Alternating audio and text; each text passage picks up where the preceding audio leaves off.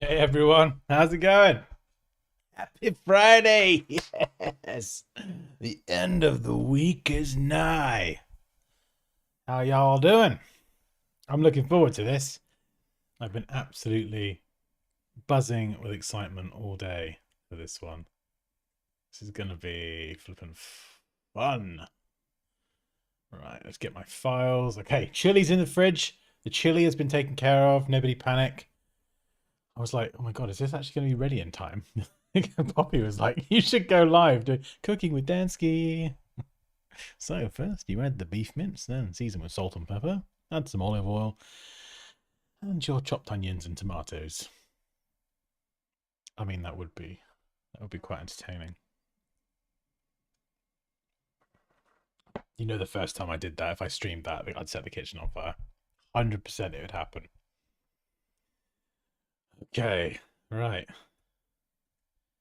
Any Pokemon fans in here, or is it just me? I'm going through a second wind of Pokemon phase. I used to play it back in the day when I was like, what, 13, 14, 15? I feel like I've dragged Raquel into. Were you ever into Pokemon, Raquel? I feel like I've dragged you into the. Let's create a Pokemon fiasco. Ah, I'm thinking of taking the Illustrator certification exam. Excellent. Very good. I should probably add that to my to-do list as well. Hey, Kaya. I'm a Pokemon nerd. Excellent. Favorite Pokemon? What is your favorite Pokemon? I think Jolteon's probably got to be one of mine, so hence the illustration. Anyway, if anyone didn't catch the streams we did before, we did two. We quick recap. We did the line work. This was a so I fed in loads of pictures of Jolteon into Firefly, and then I described the pose that I wanted. So I wanted him in like a battle ready pose. It nailed it first time, which was amazing. So it did like a effectively like a cartoon. It literally mimicked the style that I fed it. So I just didn't like the ones from the cards and everything. So I got the pose really quickly, traced over it, got the line work, connected and closed all the gaps. Super important. Live paint bucket, just dump in the color, bosh. And what's that? I don't know what that is. I think that's probably the. It's just the same as the above. Ignore me.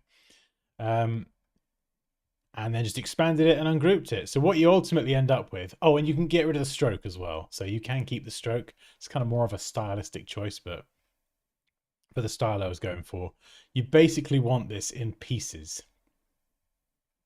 that you can pull apart. You can do all this in Photoshop, and maybe that's my next challenge, to try and paint from completely from scratch, which is scary, but one thing at a time. But you copy and paste this into Photoshop as layers specifically. And you then color all those layers blue, and then you add new layers with clipping masks to each of those body parts, and then you brush in all the shadows, lighting, shading, and everything. And this, start to finish, this whole thing took 6 hours. And honestly, I've got to be honest, I'm pretty surprised by this result. When I did the Charmander, I was like, oh yeah, okay, I could do this. This is cool. But then when I finished this one, I was really like, I don't want to toot my own horn, but I was so proud of what I'd made with the shading and everything. I've sort of saved the versions as well. So this is kind of my first crack at it. And that's kind of where it ended up. So you see, this is fine, but then when you spend time on it and just layer in, especially around the face, more shadows and depth, it definitely does make a difference. So the Pokemon is there, so we kind of just, he's just in a grey nothingness, so we need to stick him somewhere. And Kerry said we need to put him on a card. Hey, Christopher. So we need to. Oh, Tanvir, hello. Long time no see. We need to put him in a card. So we're going to go more from digital painting into graphic design today, which is going to be really cool. And if we get this done, which I'm hoping we will, we're then going to make the card 3D. We're going to put it on a surface. We'll do some cool stuff at the end and try and present the finished thing. But yeah, we're sort of shifting gears from artsy stuff to design today, which is going to be flipping fun. If anyone does want to have a go at this, by the way, definitely check out the previous streams. Honestly, I'd love to see someone have a crack at this painting thing. Because, like, honestly, if you have a go at it, please do join the Discord, tag me, post it, whatever. I would honestly love to see it. Especially if you're someone who, like me, isn't like an artist. You don't do loads of digital painting. It'd be amazing to see. And I cover all these techniques, not on Pokemon, but on more practical uses and stuff in my full Photoshop course, linked below. Anyway, that's enough of that. It's not linked below. No, it is. It's linked below and it's linked in the chat. There we go. I had 5 hours sleep last night. All right, just be gentle. Oh, thank you, Kaya. That's very kind of you. That's me doing a heart. There you go. That is for you. Well done.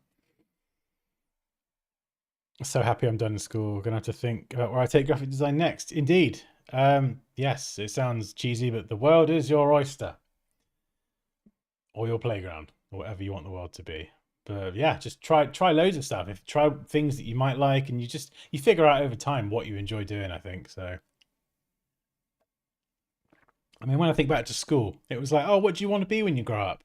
Asking the 14-year-old. I don't know. Like a mini cheddar factory. Don't flipping know what I want to be.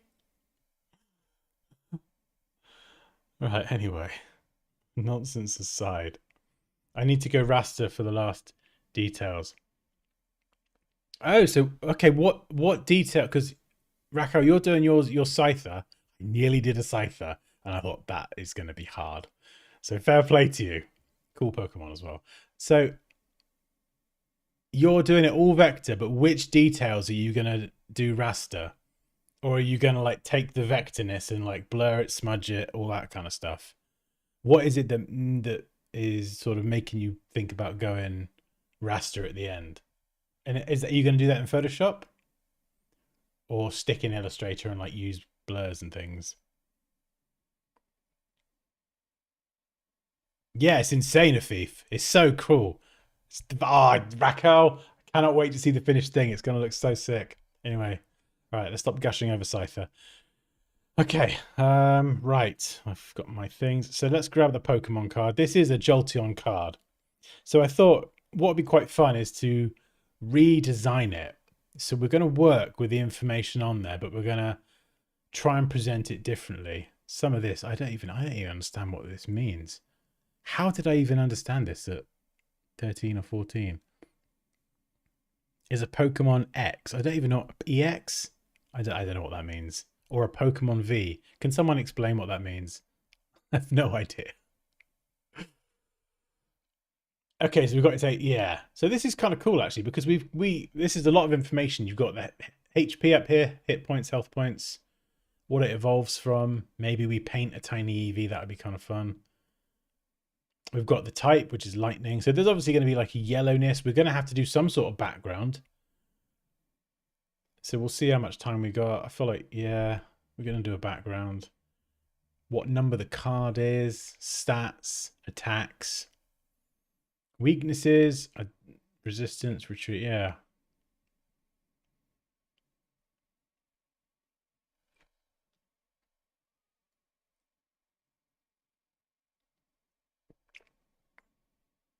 I don't know what this is.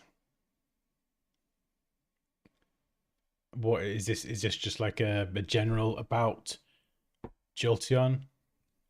I don't know. I feel like the hierarchy here could be done a little bit better. It feels a bit all over the place.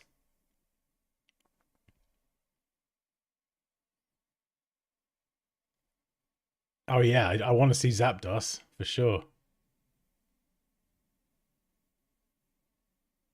Just generally, what did you do to make the creature drawing? Oh, honestly, oh hey Charlie, hey, hello.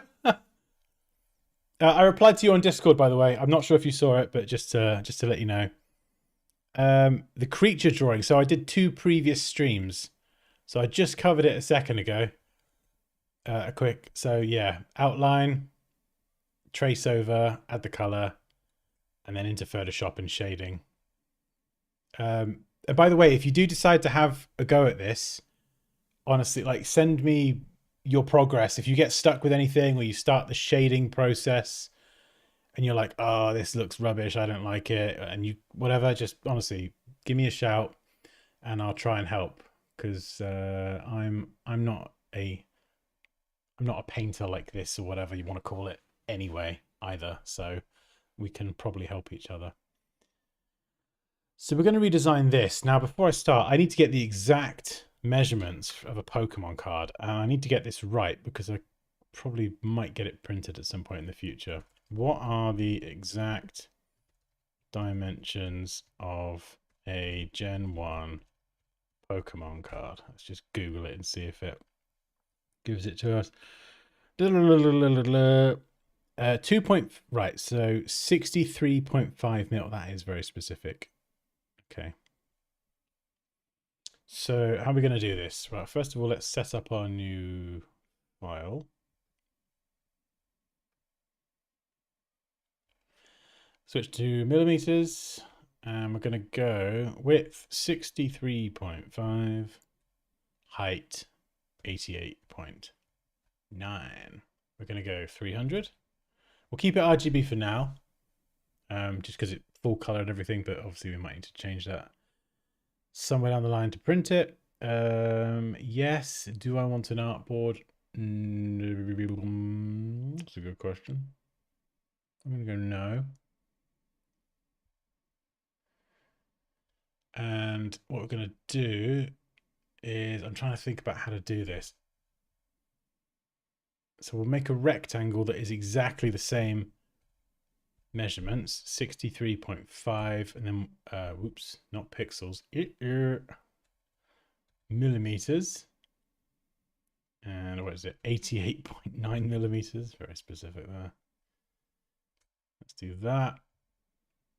We'll center this on the artboard canvas thing, and then we'll crank the canvas up. So now width. Let's just smash it up to 3000. We're going to do it from the center as well. And I have a theory that this should work, because if I then want to go and drop it back down to crop at exactly that, I can then just add back in those millimeter dimensions back in there and it will trim it back down. And then we're going to call this Pokemon card, convert that to a smart object, and then I can double click it, and then I can design in here. So this is where I'm going to actually design the card. This is going to be more of like a presentation board. And if I want to have ideas and things and what have you, I can just add stuff there. I think that's a pretty good way of doing it. And I can hear the cat meowing. Let's let him in before I go completely insane. One sec.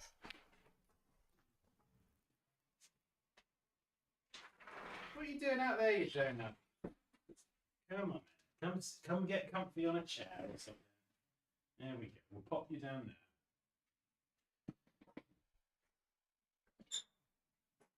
He's going to be up over here trying to jump up on the desk in a minute.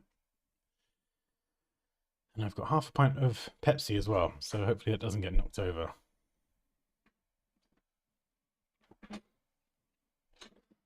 Appreciate all the back and forth in Discord and such. Still plugging away. Excellent. Gonna get you that video. I'll have time next week. Thank you for explaining. Hey, you are very welcome, Charlie. Honestly, any questions, just shoot me a message and I will be there.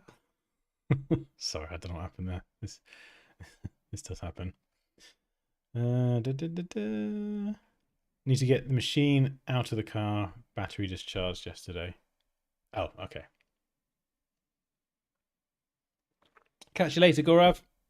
Enjoy your client. Cool. Found some grass in my coffee. Oh, lovely. Num, num, num. It's probably got some protein in there, right? Right, let's get some music on. Let's shut up. Let's get going. Any questions as we go through this, shout. I will try and help. I think, actually, I'm going to grab this Pokemon card. what I'm going to do, this is quite a cool technique. So I'm going to double the width, asterisk 2, like multiply by 2. And then we're going to add this up. We'll do the curved corners later. We don't need to worry about that now. Then we can get rid of that and crop it after. Let's lock it.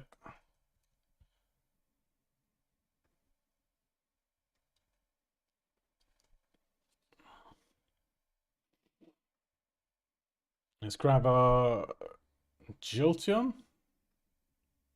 Don't know what's in the MISC folder.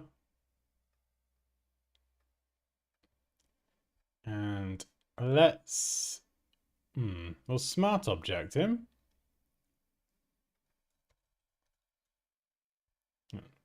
We can just drop him into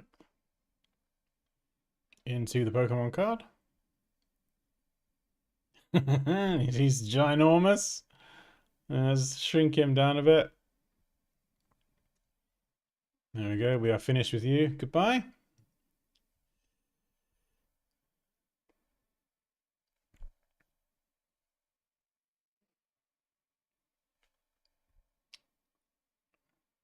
But to tell you what, I got a better idea actually for this. This reference card, I got an idea actually. I will keep this off screen so it's not, it's going to get in the way, I think, designing a little bit. So again, we're just, yep, there we go. Correct crop.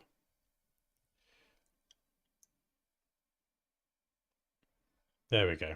Right, I can see the card.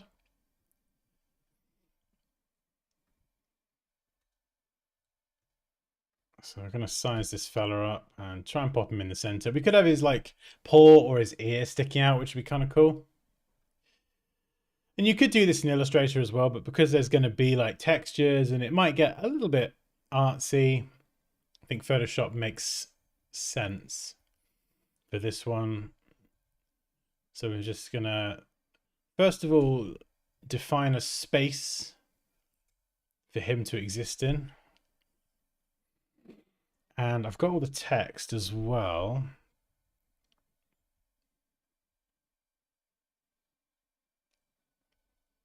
So the first thing we've got to do is make a new layer and type some text. And we're actually going to start by wireframing this. Roboto is fine for now. Totes fine. Whoa, what's going on with the border? Why is there like a weird border around the edge?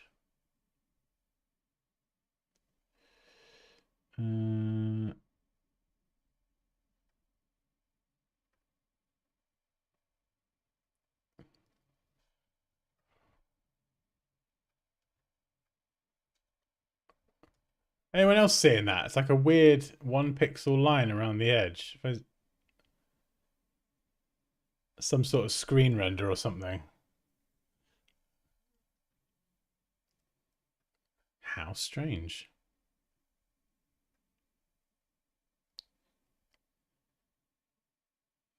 Yeah, it's just, I think it's that exact zoom. It's like 130. Let's go for 130%. It's still there. 125%? Yeah, it's some sort of weird screen render thing. Oh, that is going to drive me insane.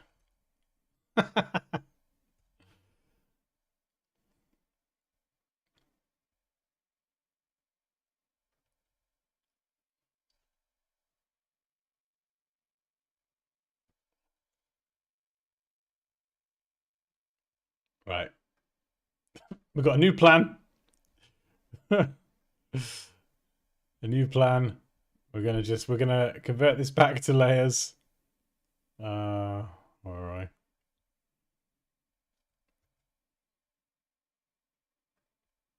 There we go. So we've got all our bits and pieces now.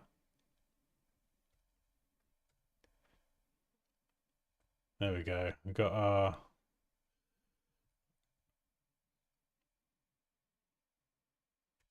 card. That's fine. We'll just do it directly in this document. We got Jolteon. And we got text. Yeah, there we go. We'll just work at 100% and then I should be able to... Yeah, I've got the shortcut there as well. So that's... I can jump back. And in fact, we may as well round off the corners here as well.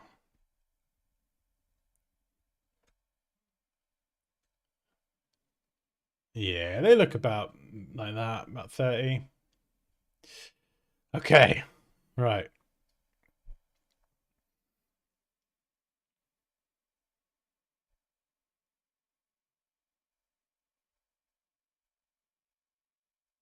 Yeah, no, I know what you mean, Charlie. Oh, have you just become a member? Oh, thank you so much. Yeah, it's one of those things. It just sometimes the edges go a bit funny at like specific zooms. Right. Let's set the background color to...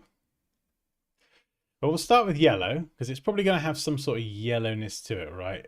First thing, and I used to do this with all designs and I still do really, just get the words in first. So I've got them off screen here. And then we would just start to wireframe it basically. So are we going to do an EV? Probably should try and keep all the elements. So we've got stage 1 up there.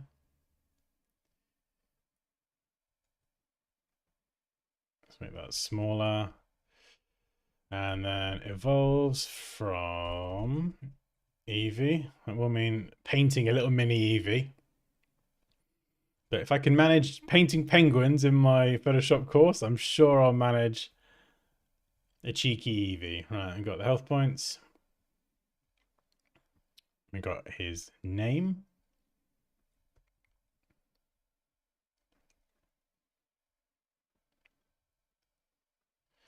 We got his info. So number, I feel like that could be presented a bit better actually, the number of the Pokemon for sure. And right, then we got the attacks.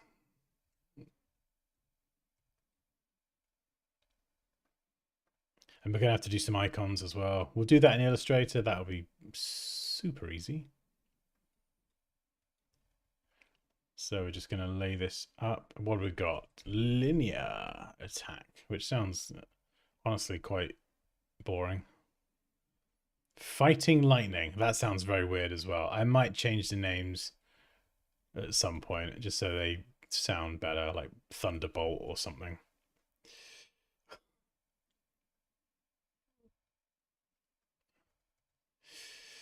Right. Let's just tab that down. Fighting lightning.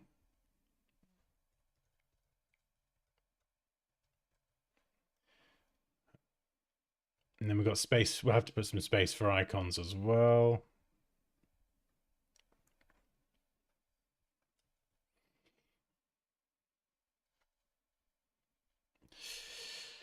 Right, nearly there. This is the very boring, unsexy part. Don't worry, we'll get to the fun stuff soon. We just got to get all the pieces in. You don't really want to skip like wireframing something like this because... Oh, that's... Oh, it's put a little emoji in. Oh, that's cool. Because it is pretty important and there's no point having a design that looks nice if functionally the hierarchy's upside down or whatever. So, like I see a lot of it when I review work, where you've got a design that looks nice and it's aesthetically pleasing, but functionally it could do a little bit better. Right, what's this? I don't know what this is at the bottom. Illus sui g. I think this is all like legal rubbish. 29 out of 131. Again, I don't know what that is. There's the Pokemons. This is his number. Does anybody know what that is? The star. I don't know whether to include it.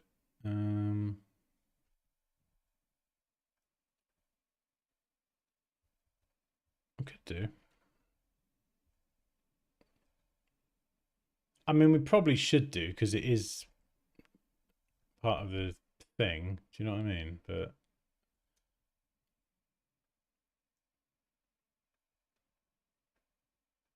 right. Okay. And then we've got the legal bits at the bottom. So Nintendo, Game Freak, all that stuff.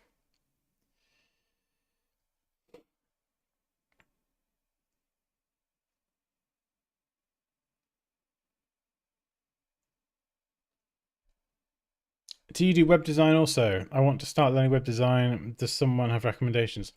I actually spent most of my career doing UI design or web design. Then around the time it became UI and UX design, so that's what I did for the most part for a job, and then I freelanced a lot.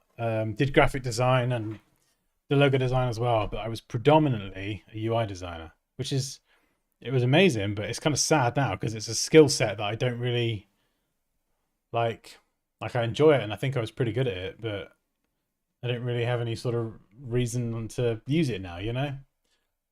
And I definitely prefer the Photoshop stuff and the logos and branding anyway, but it's always nice when you get like a project that's like I did one recently. I worked on a brand identity, but it had a bit of web kind of attached to it, like website design, homepage, product pages and stuff.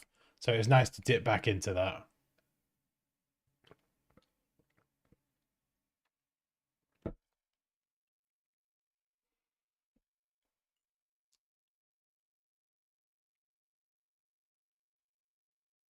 In fact, we do a bit of that in the Photoshop masterclass. We do some wireframing, full landing page design, all that stuff.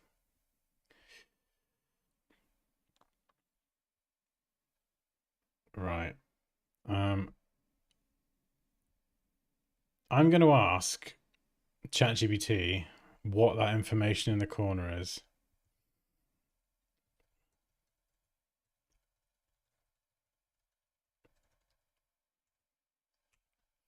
Because I feel like I should understand it before I decide what to do with it. Oh, Illus.sui is the illustrator artist who created the artwork on the card. Right. Okay. So his name is Sui. Okay, so would it make sense to put my name instead? Probably. G, the regulation for tournament legality.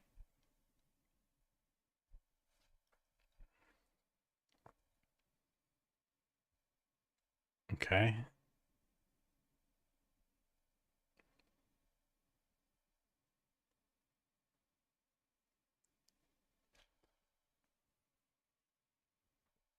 And then pre-N.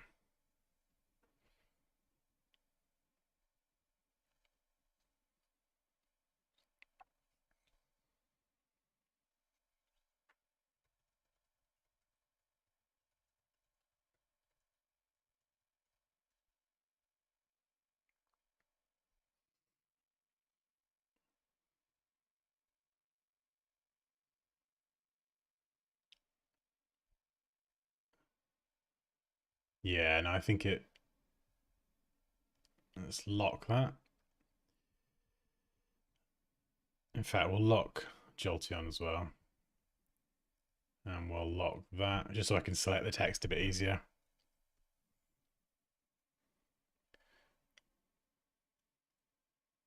Okay, right, yeah, so we should include some of that. So we got Illas, and we'll put Dansky because I made it. Then we've got G. That's kind of more like a logo.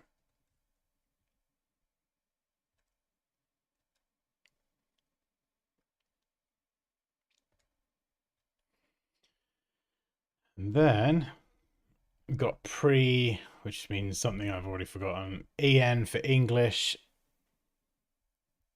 I don't know what the star's for, but we'll chuck a star in anyway. 029. So that's the card number out the set. not the actual Pokemon number above. And then that is down the bottom. So this looks pretty scrappy, but this is generally how I would start something. And then it would be a case of structuring it and organizing it and creating some sort of hierarchy.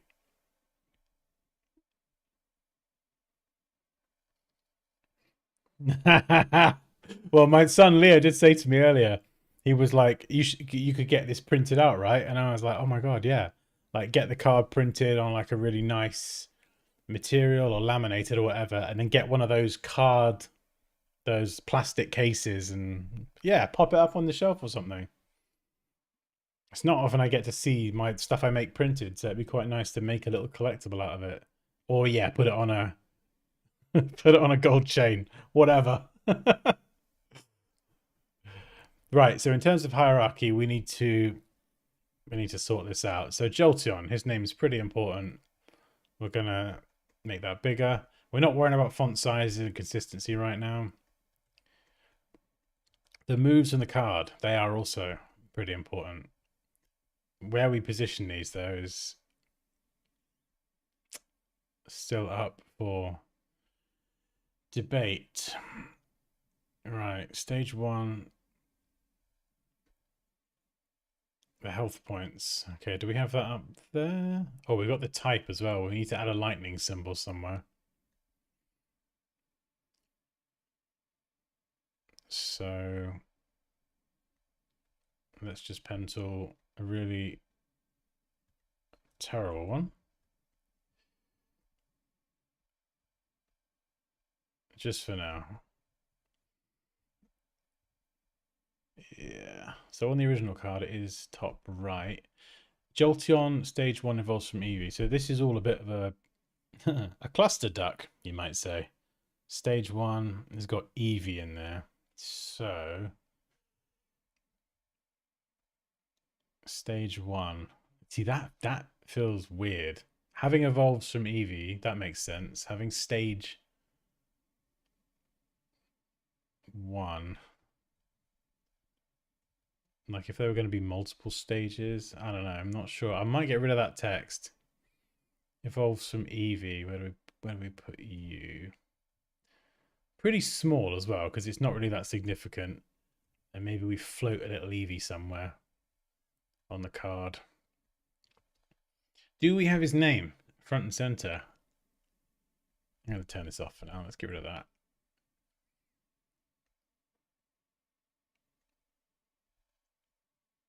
And hang on. We've got the card number as well. Lightning Pokemon, height and weight. See, I feel like the number should be quite big.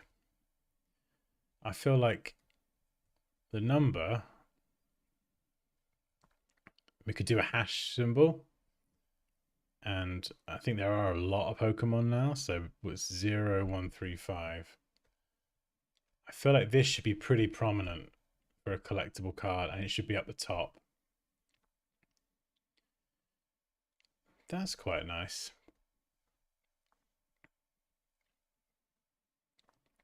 HP. I don't know if some of this should be down near the attack stuff.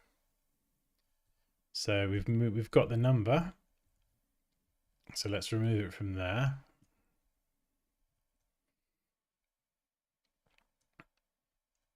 The legal bit down here can be super tiny because we don't care about that.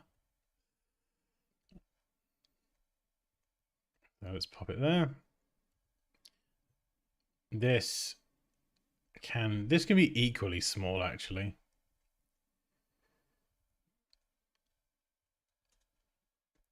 So let's just do this super quick.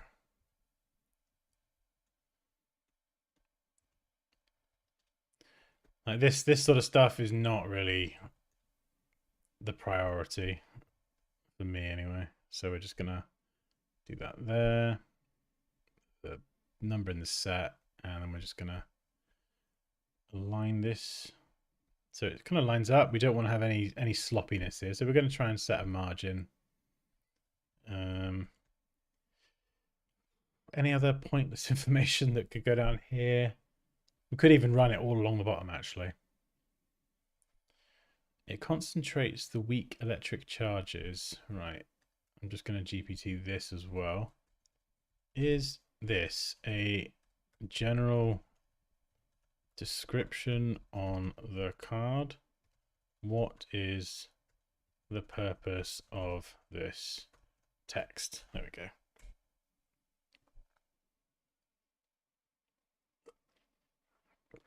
That line is basically the Pokemon's flavor text or Pokedex description.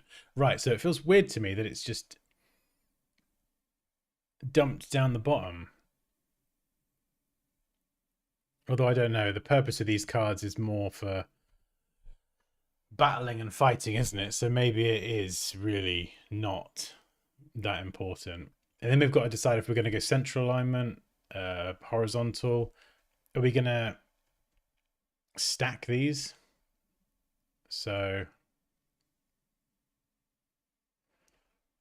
yeah, for the text here, we'll probably want to put this in an area text box that is definitely not that size, because that's just silly. So if we drag to create an area text box, we can then resize it. So we can either stack it and have the moves going along. I feel like the horizontal layout's more flexible, because if you have a set of Pokemon cards, you don't know how much text you're going to have, and having a stacked layout is much more flexible. If you kind of go with columns, you can end up with one column that's weirdly long and it can look a bit weird. So this, having it, the moves stacked is a lot safer, but arguably a bit boring. And this is a one-off card, so we're not trying to design something practical, like totally practical. I'm not going to be designing all the other cards. So we could take a few creative liberties, I reckon.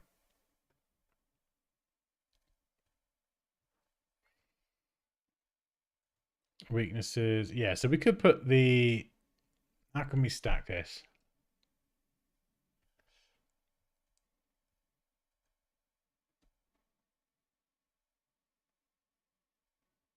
Yeah, so we could do it 1 and 2. Let's try that, actually. Let's try it. So this text here, this is point text, so we need to turn that into area text as well. And then what we can do is we can try stacking this into 2 columns.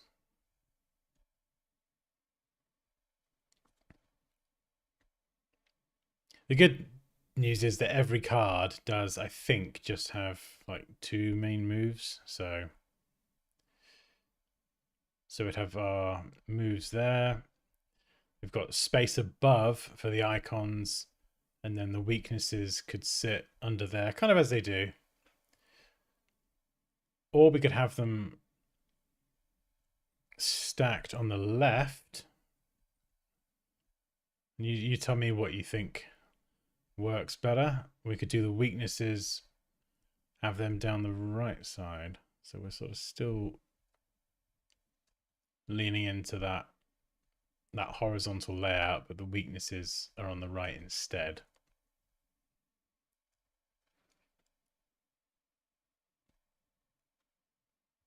And is there damage numbers?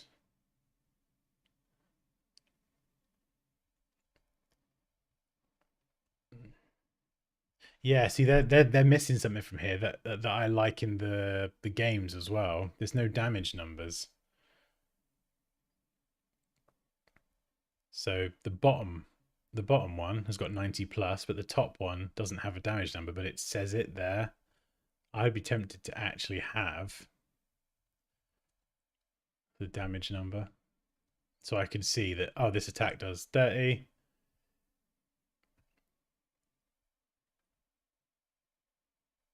And this attack does what, 90 or 90 plus.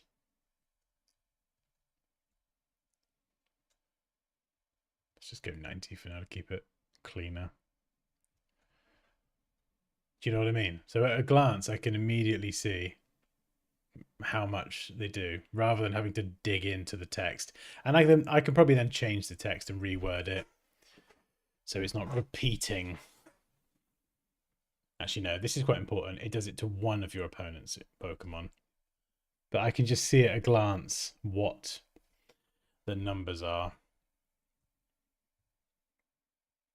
Then we need space for up to 3 or 4 icons as well.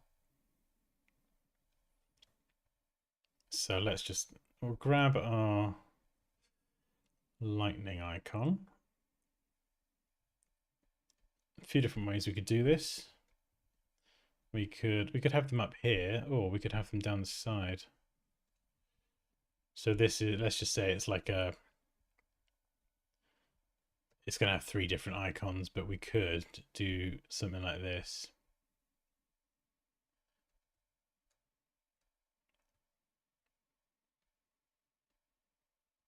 Right hand makes sense. What do you mean like having it over here? Yeah, I don't think that these aren't going to have loads of text. It's usually just like an icon, and I don't know what this would be, but it's blank on this card, so we could do something like this, and shift that over, and then maybe this is just one icon. Actually, I've done them the wrong way around. There we go. And this is kind of cool as well. So if we did have the name up here alongside the number, it makes sense. But then you've got space underneath to just add a little bit of context. So, you know, it might be Charizard evolves from Charmeleon. So this would be kind of I actually quite like the central. I think I like that central placement actually. We could put it on the left maybe. Or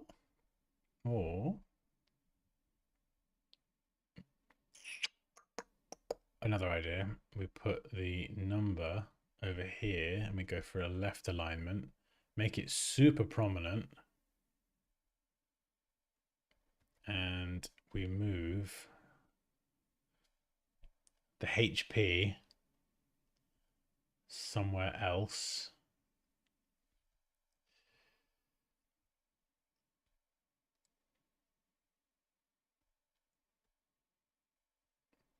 Yeah, we need to get this somewhere. So it's a lightning type card.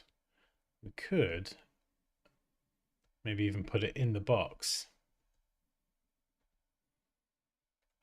but I don't know.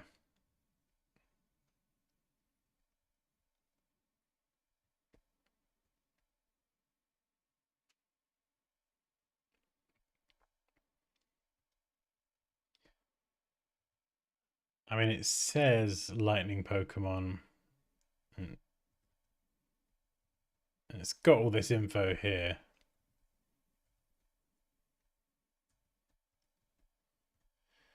Let's move him up a little bit. There we go. That's going to give us a bit more space, which is clearly needed. There we go. We've got a bit more space for this. So we're kind of playing Tetris almost, designing stuff like this, or designing most things really. We're just trying to fit it all together and get some sort of hierarchy, which is totally broken at the minute because these damage numbers are standing out more than the name, which isn't quite what I want. So let's make the name a bit bigger.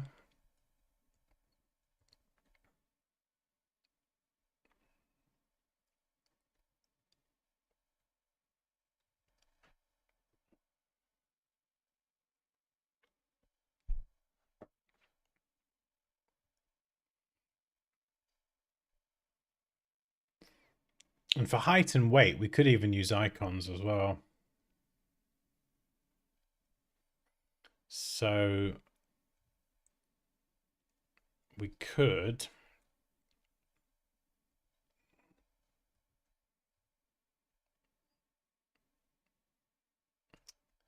let's go type.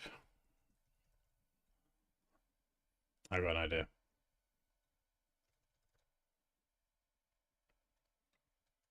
Turn this into a bit more of a thing.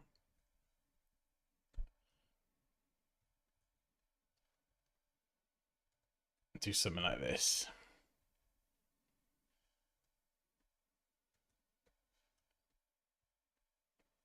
So there we go. We've got the type, the height, and the weight. That kind of makes sense to be grouped, so we can take that away from there. HP, health, health, health. Where are we going to stick this?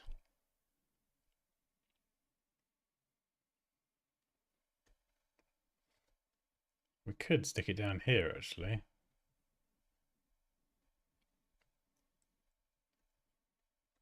Feels a bit a bit random and a bit like just floating in no man's land to some extent.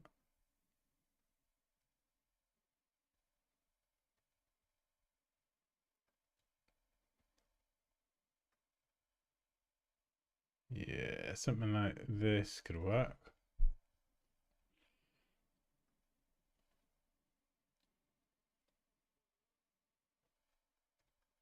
Let's get rid of the quotation marks. That description. I mean, this whole section here is more informative. So we're trying not to focus on style or anything yet. Dividers, boxes, we're not really thinking about that. We're just getting stuff in the right place.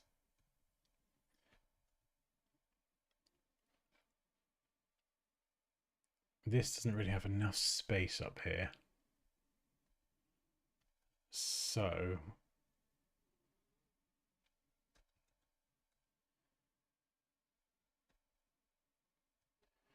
wonder if we could move this down.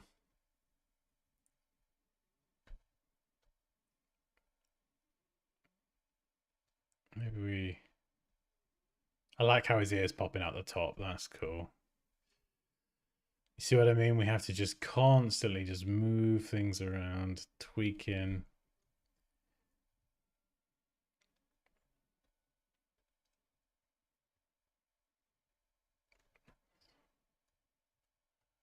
So something like that. Unless we centralize it, which looks weird throwing that off. At least here we have like a bit of asymmetry going on at the top here. Oops.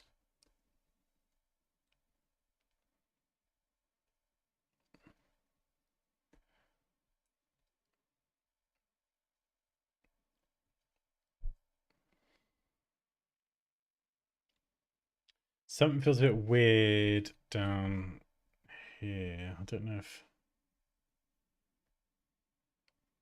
that should go up there.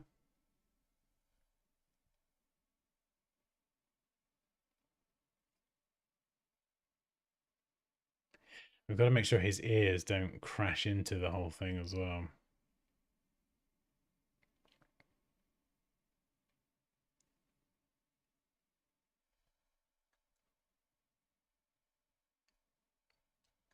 Yeah, this bit doesn't, the HP doesn't feel quite right. The placement. Unless it is inside the box element like this.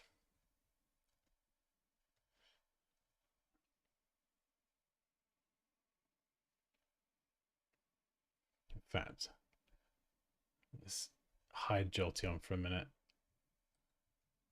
Just so we're not contending with him. We could fit him however we need to.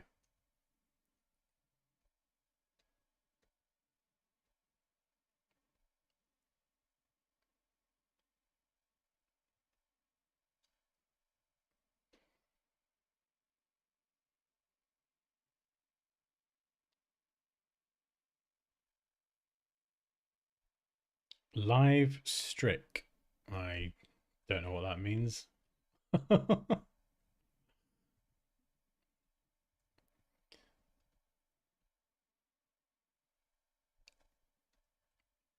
Let's turn off hyphenation. We don't want that on because a lot of the time it can look rather ugly.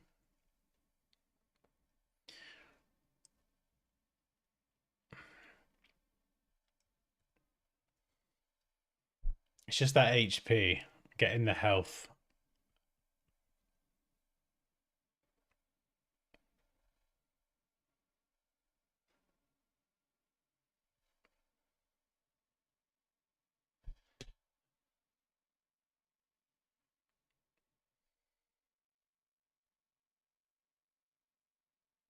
Yeah. Cool. Anyone got any suggestions where to put the HP? It's one of those things. It's sort of health feels relevant to stats, which is this is damage.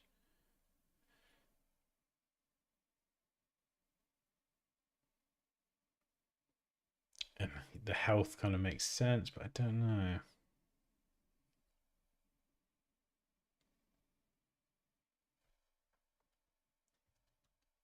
Let's try a slightly different layout.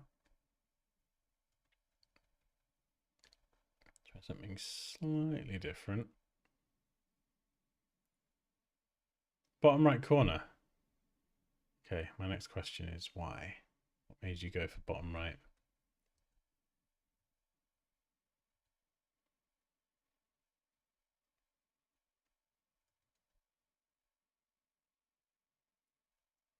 This is slightly different.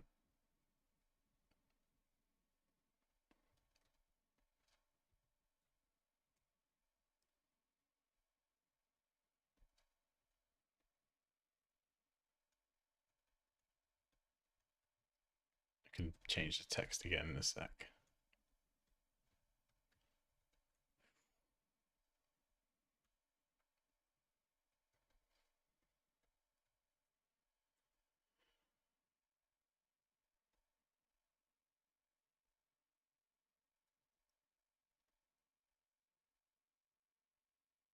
So we could do side by side instead.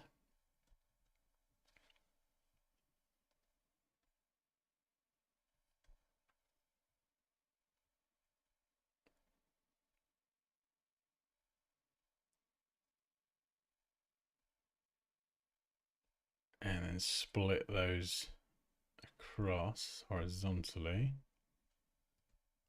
And then HP could go there. So again, totally different layout, stacking the attacks side by side.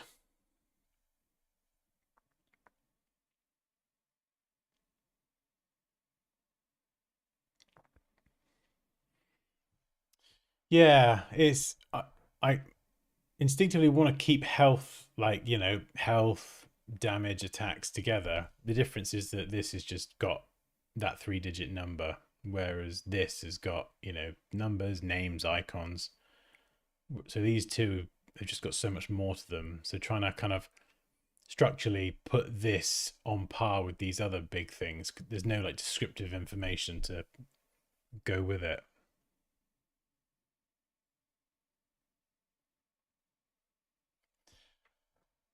Unless we did something. No, I don't think that's going to look good. I was gonna say we could stack these and then have the health over here, but that's just an absolute waste of space on something where we're trying to be smart with our spacing. I think I quite like them stacked side by side.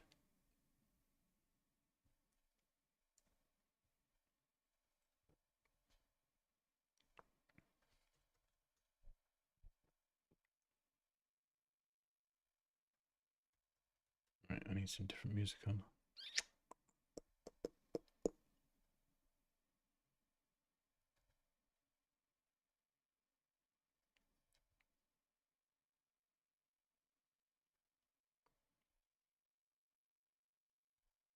If you were a Pokemon, what kind would you be? Me, Snorlax.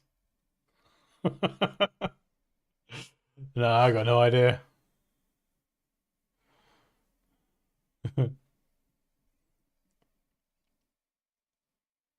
On an MTG card, the health is bottom right. I think that's why it felt natural, but they do a 3-3 format. Okay. Hey, Bum. Yeah. It's interesting that they put it pretty prominently on the original card. Yeah, so on the original, actually, the health is probably the biggest thing. Yeah, crap, I kind of missed that actually.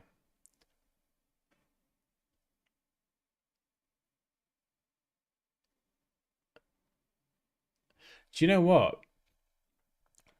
Maybe the number should be smaller. Maybe the HP should be pretty beefy. So we'll have it in the same size and we'll go 110.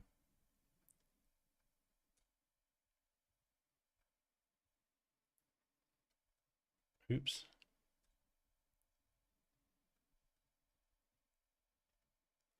So at a glance, if you are battling, then you can just instantly see.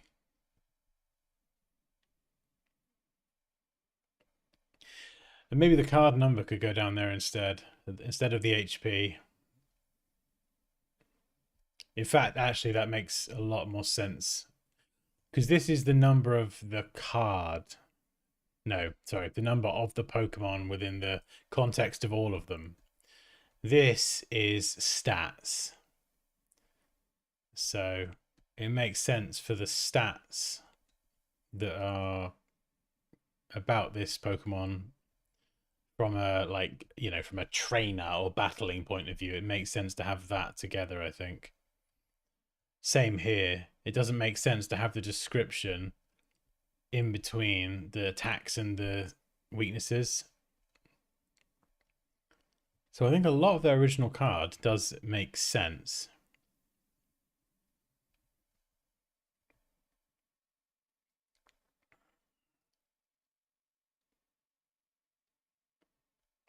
And to be honest, we could probably even just keep it pretty similar to the original in that sense. Have the icon there. Take that out. We could change height and weight for icons. So just to be a bit different. I don't really like the HT for height and the WT for weight. So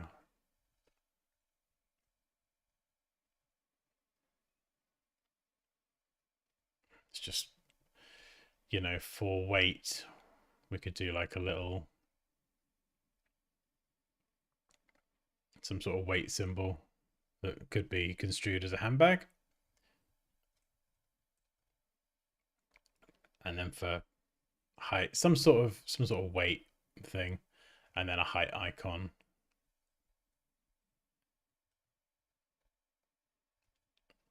Whether that makes sense or not, I got no idea. I'll get into the UX of Pokemon cards.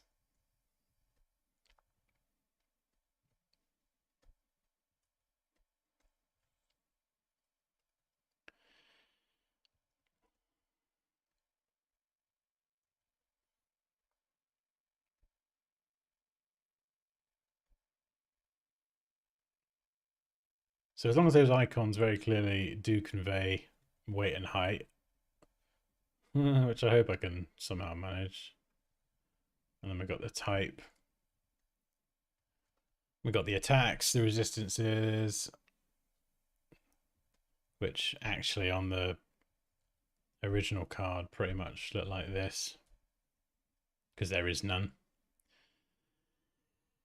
Description down the bottom, and then a card, sorry, a Pokemon number down bottom right.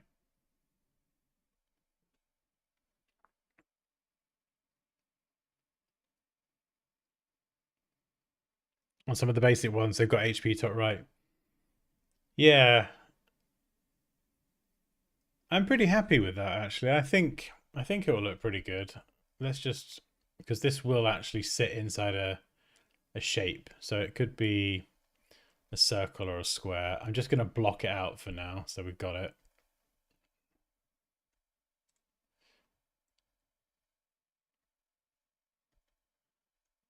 So this will be something like that. And that will be your element, obviously clearly a lightning Pokemon.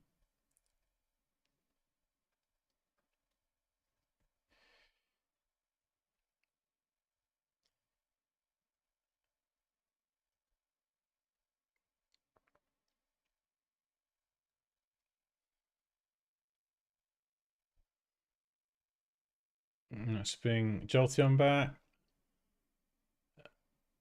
Ah, that could work. And then the lightning icons below as well will be treated the same. How often do you do live stuff? Is this a rare special event or do you have some kind of schedule? No, it used to be twice a week.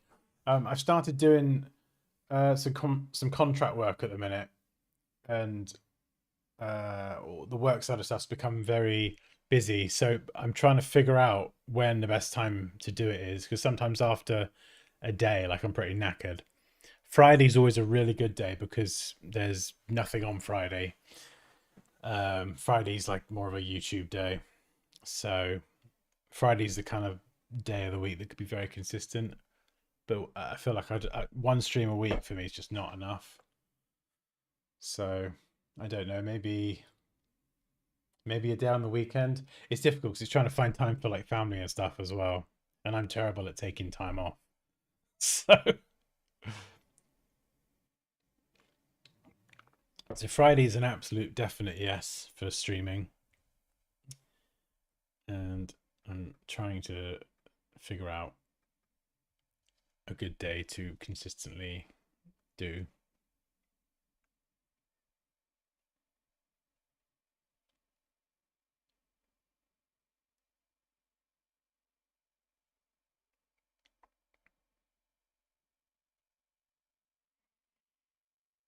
Right.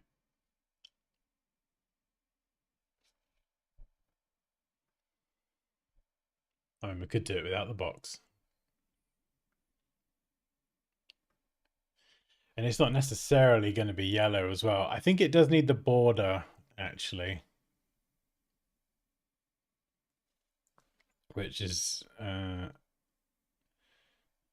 shame because it's going to cut into my design a little bit.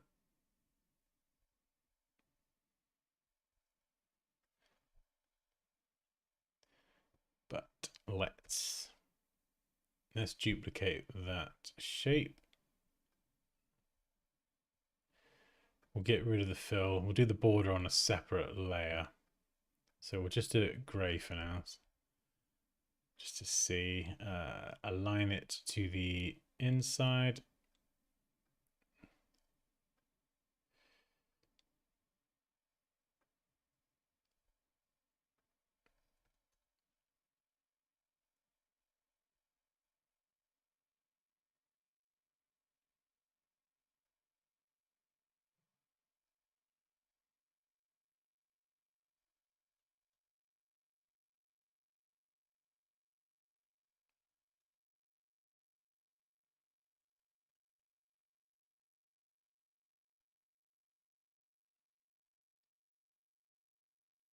There we go.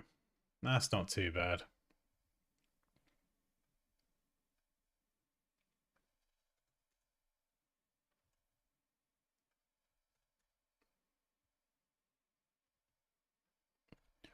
Depends how thick we make it. We could slip that in there.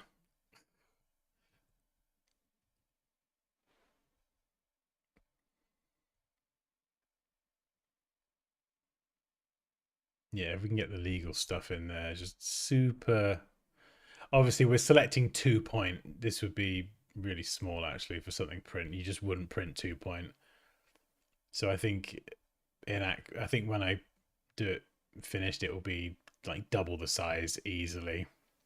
That text is very small, but you'd never print something at 2 point. It just wouldn't. You wouldn't be able to see it.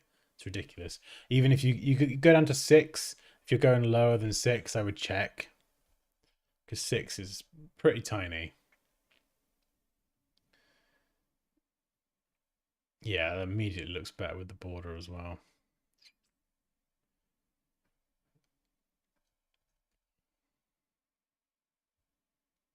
I don't know what I want to do with that. Unless you like have it fill the entire top half.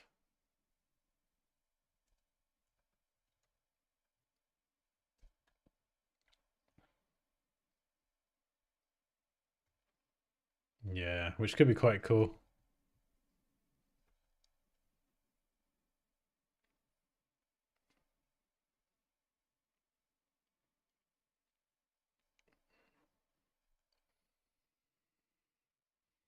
Anyway, let's start with these legally bits down here while my brain marinades.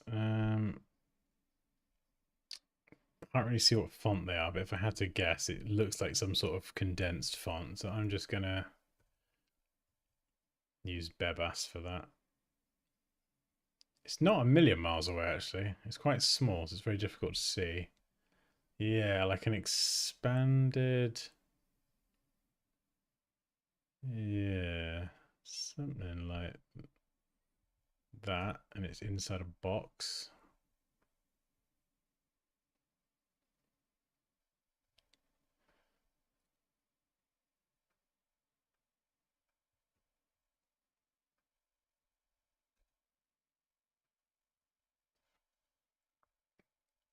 So it looks kind of like this with a black stroke around it. And then there's another box with the pre and the N. Same height. This one's kind of reversed, actually. It looks like a blue. So we're just going to copy this across. Change the color and go pre. And we've got N. We'll just make that a little bit, whoa. Tiny bit smaller.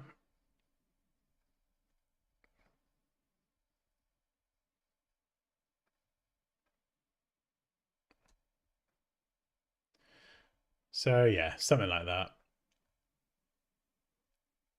In fact, let's make this ultra tiny now.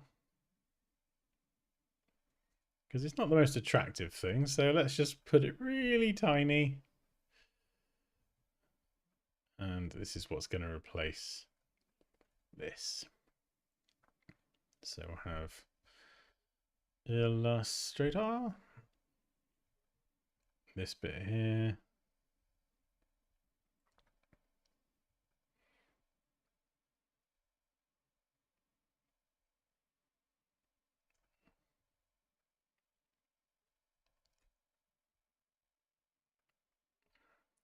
Oh my goodness. Yeah.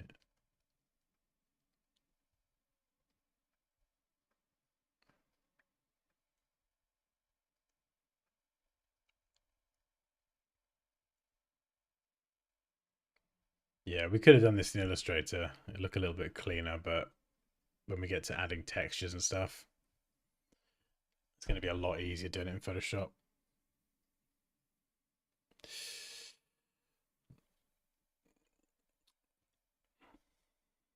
Okay, right. Next, we're going to do the lightning icon. So, ooh, I got an idea for this. So I'm going to hop into Illustrator and we'll just make a new document.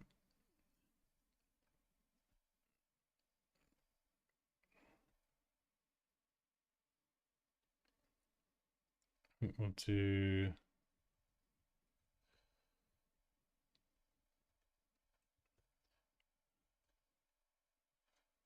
something like this.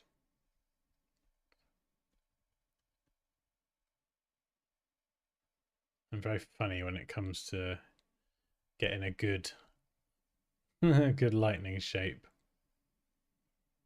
There's different ways you can do it as well.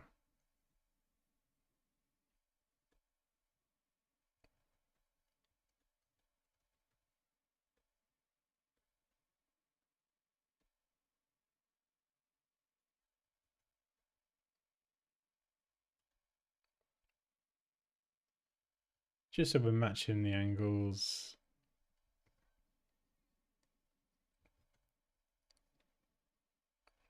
Pretty closely. There we go.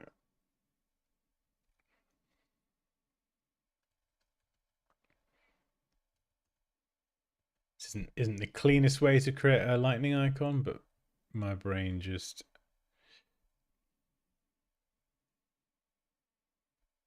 kind of sees the problem, and then it's like, right, let's try and figure this out. That bottom chart part.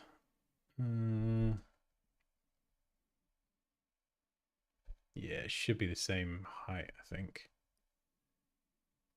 But then obviously I've mucked the angle up there, so we'll copy that over, bring this in. Yeah, there's probably a super clever shortcut to do lightning icon, but it's escaping my brain. In fact, actually, I just thought of a potential one.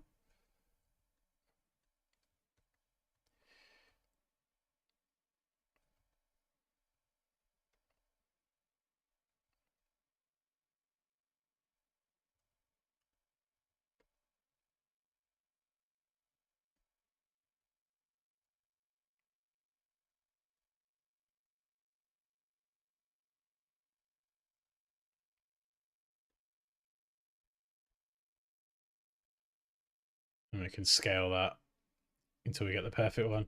There you go. It never comes when you need it.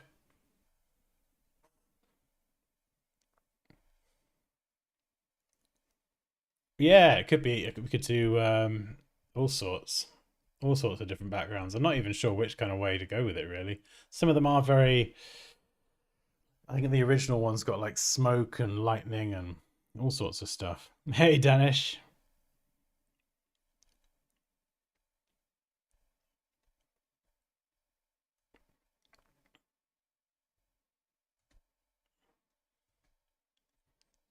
Looks a little off.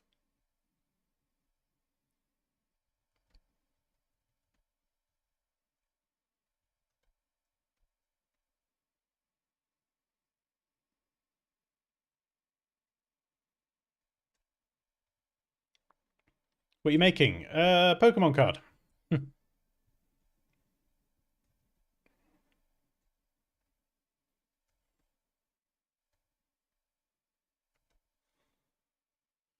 Yeah, I know what you mean. I think it's a bit of optical trickery going on.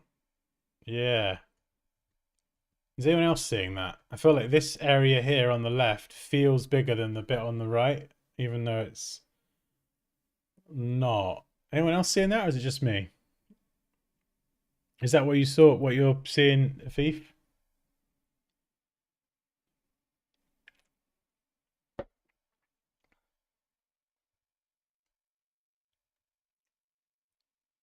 Let's chuck it in for now anyway. So what I'm going to do, we can always change it.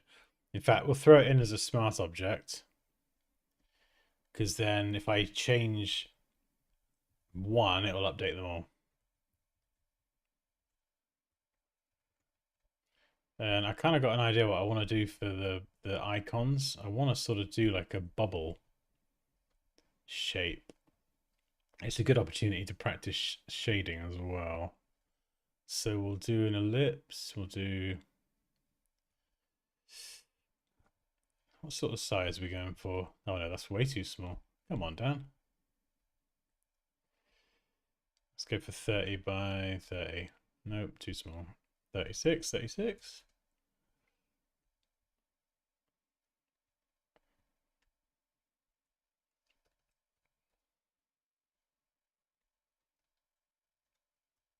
Better. And what we're going to do is we could probably do this with our blending options rather than... I was going to do some brushwork, but actually we can set this up as a layer style probably. So we'll strip out the fill. We'll go with an inner shadow. And multiply so it blends onto the background.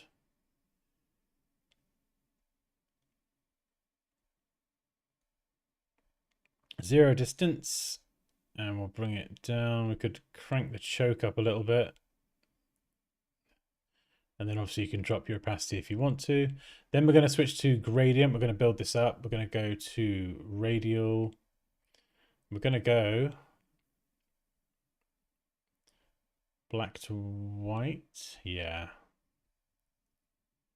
Ah, no. I can't move the central point of the gradient, I don't think. No, this is only going to go from the center. Yeah. So that's not going to work, but that's fine. We can just add a layer, clip it, And we'll try using a very soft brush. We'll see if this works.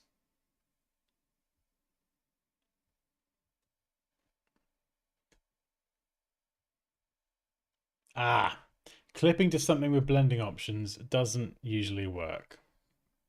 So we could stamp it in like so. That's kind of a highlight. And then we could go back in here and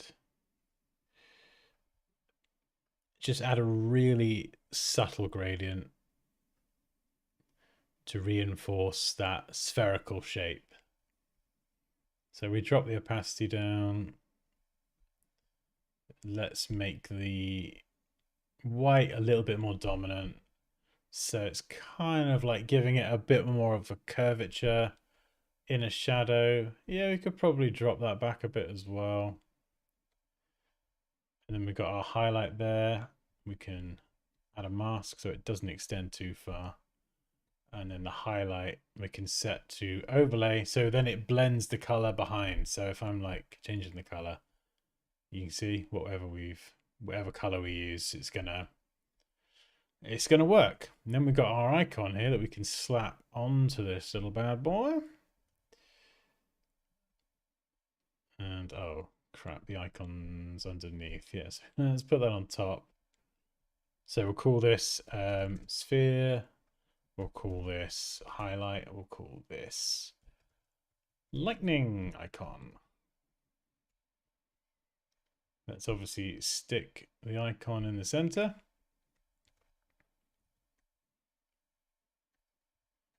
And yellow's a funny one as well. Yellow's a real funny one. So I'm actually no, I'm not going to change it now. Yeah. Okay. Black and opacity and transparency with yellow can look a bit weird. So sometimes you can add like a bit of warmth to this color so it doesn't look as murky, but because I don't know what the background's going to be yet, I'll leave that alone. And then for this, what are we doing for this?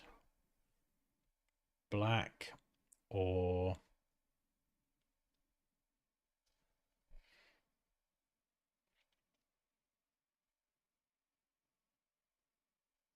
I don't know if yellow is really going to stand out very much. Let's just try copy in the layer style and we'll paste it just to see what it looks like.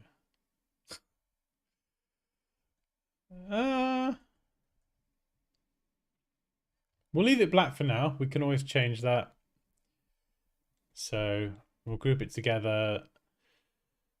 And in fact, I'll tell you what, we will no, we can't smart object it. Unless, no. That's all right. If we need to update it, it's pretty straightforward. The lightning's a smart object, so that's cool. We'll group it instead. When you smart object everything, if it's got transparency between those layers, it can't support that because it's kind of like condensing it into one layer. So we'll call it lightning orb. There we go. And then that is going to replace our terrible one up here.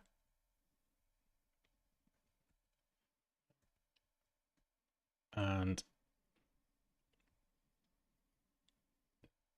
smaller versions of this as well appear down here. I don't know why the bounding box is so ridiculous.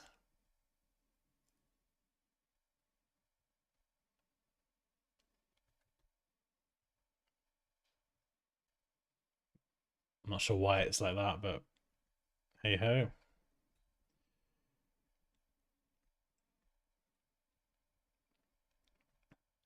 So this has got one. And then this second attack has got three. And they should all be a bit smaller. So let's scale them by a percentage. So if I need to reuse them somewhere. 75%. There we go. So if I ever need to update anything, I can just scale the first size by 75.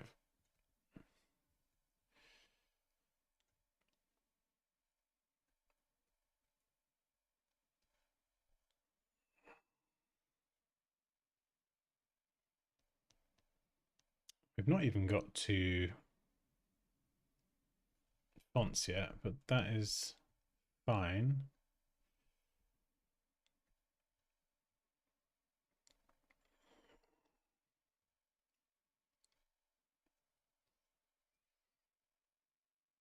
Oh, I might go back to the left align. You need dividing lines. Yeah, we need something, don't we? Some sort of container divider. I'm still not 100% on the layout, which is a bit annoying. I think, because you said, Raquel, you preferred the weakness, resistance, and retreat on the right. And I feel like I'm inclined to agree with that as well. It's something like over here, wasn't it?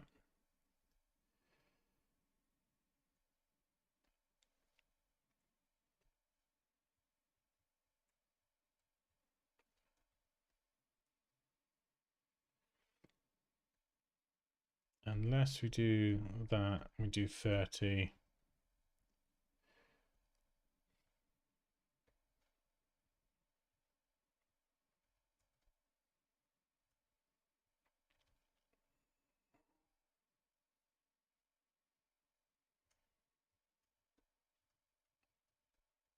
Unless we crank this up. That's probably a bit much. I was gonna try and crank it up enough where I could have the icons alongside. I think it looks a bit weird though. It's just it's just way too big.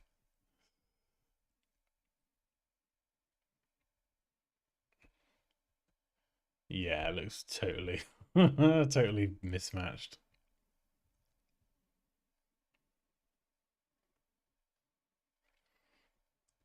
Unless we had the attack damage at the end.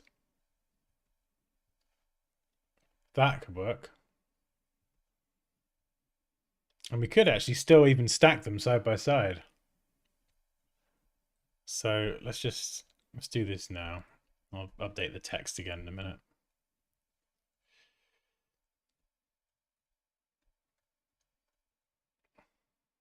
This is probably why you spend a bit longer on wireframing first, but hey ho.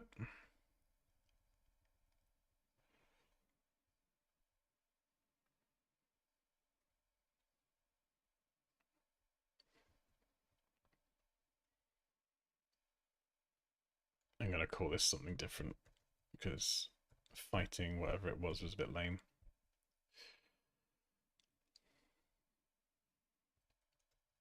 Quick attack.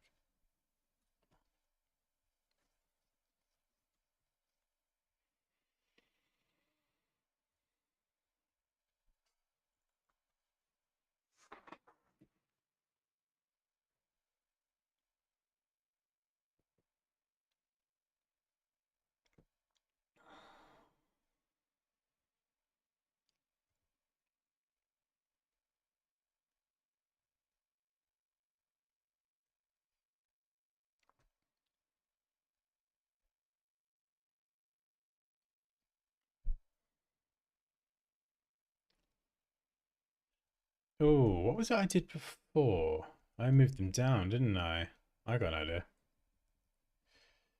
What if we have these three icons and they span the height? So we'll adjust all that. And then here, if there's only one icon, it can just sort of sit blank. That might get a bit busy. Or we just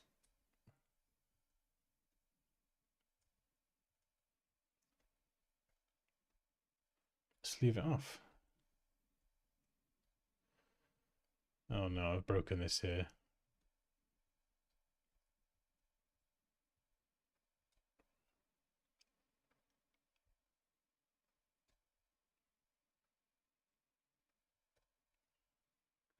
Let's rasterize it for now,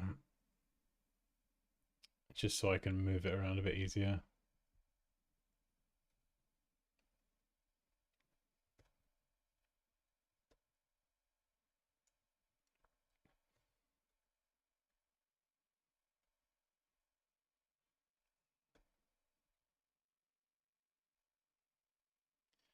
And then we've got containers, dividers, all sorts of other elements that we can use. So let's just throw in some boxes.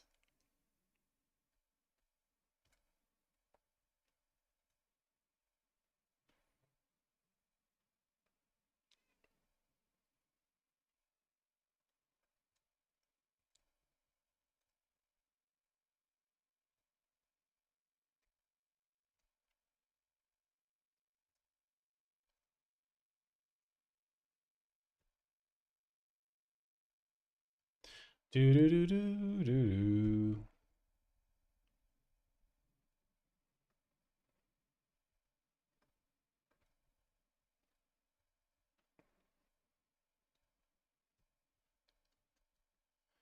Yeah, that's a bit better in some sort of structured thingy-madoodah.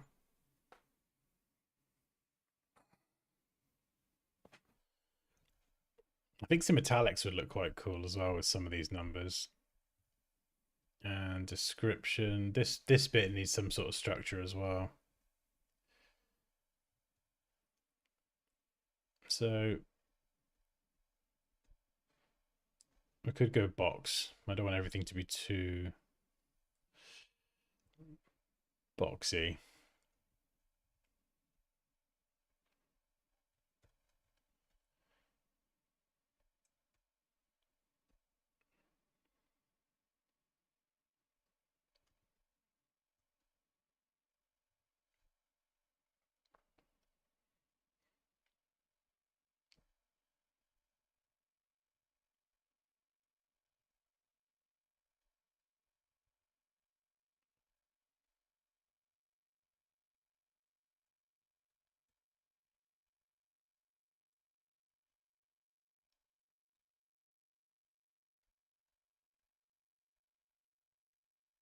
Turn hyphenation off.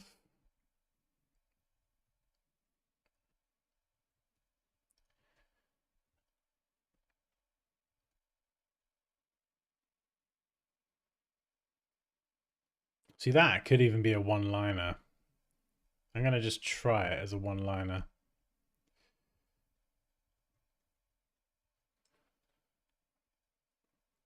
Because I could condense that wording into one line.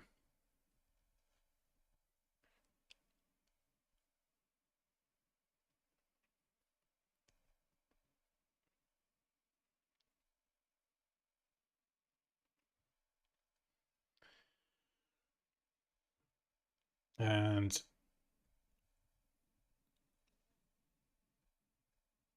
evolves from Eevee. We could do a little Eevee in the corner, maybe.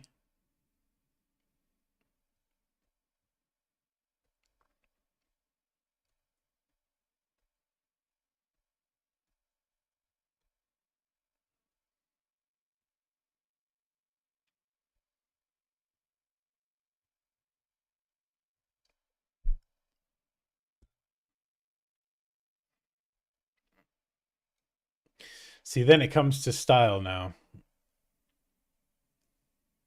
So whether we go for something linear with boxes, do we round the corners, do we go solid fill, do we go brush stroke and make it totally different style? I think we should start looking at type actually a little bit.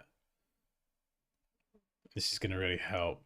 You know the type of font that I want. Yeah, no, the boxes, they're just for wireframing purposes at the minute. It's good because as soon as I added them over here, it's like, oh yeah, this will benefit from some sort of container. So as soon as I take that, this is just kind of floating around in no man's land. So at least by visualizing it, I can see, oh yeah, some sort of box would work. But maybe here we get rid of these, we put a divider in. But yeah, it's all an iterative process. So I want like a sports font almost. I know the type of font I want. I just can't. Oh, I can't think of one that is it. Something that's, yeah, not quite Bebas. Unless actually, no, I've got some wider variants of. Oh, actually, maybe some of these. Where's the wider ones?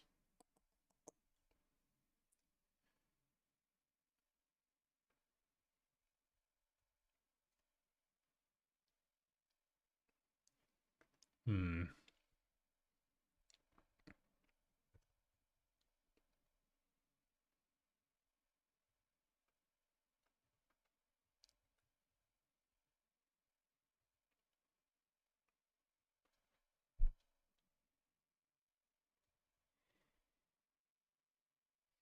No, it's not quite what I'm looking for. I want like a sort of sporty, dynamic font. Geogrotesque bold. Go on then. Comic Sans. No.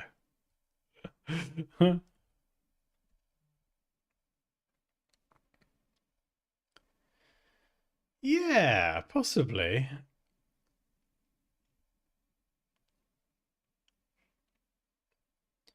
Yeah. Uh,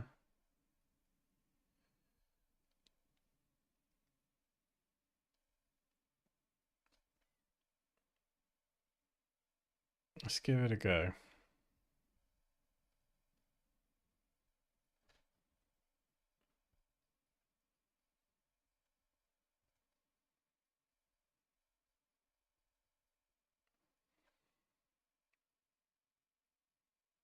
Oh wow, there's lots of different. Oh, okay. I've just downloaded a trial, but there's lots of different versions.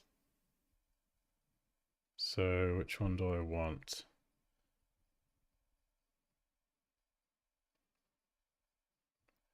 Yeah, that's quite a nice font actually. Right, well let's install the trial version. How much is it actually?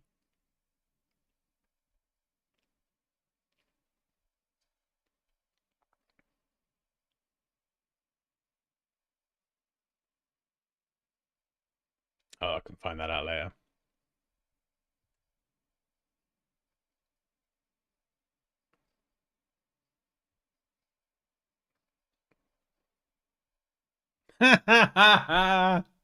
Very good, Andrea. Very good. Oh, that's so funny.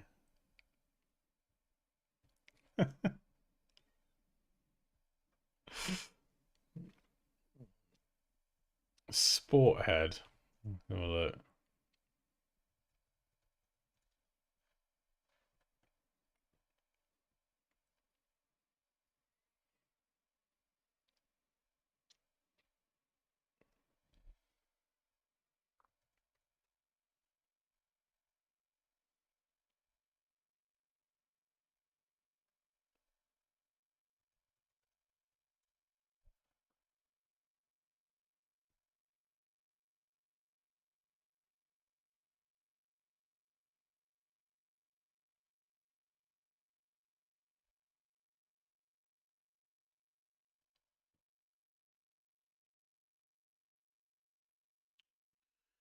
Oh, maybe.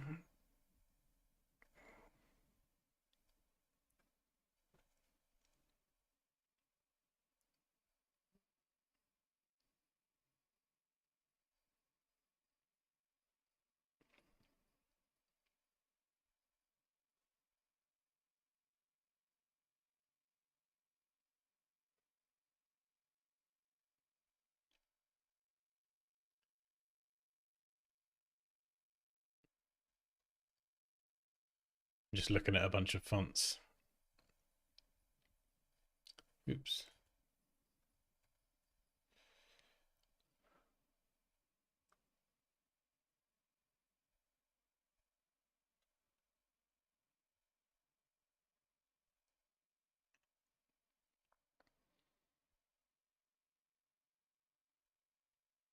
Yeah, I wouldn't say it's like sci-fi, but there's characteristics of very sort of sci-fi style fonts and sporty fonts. I'm thinking in my head I'm trying to mix.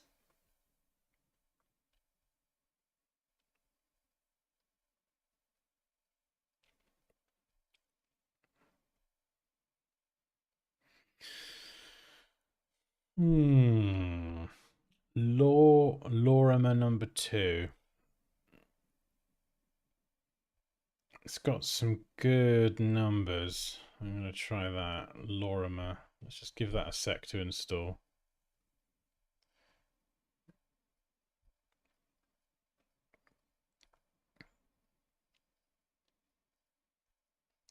I'll try Sporthead as well. See.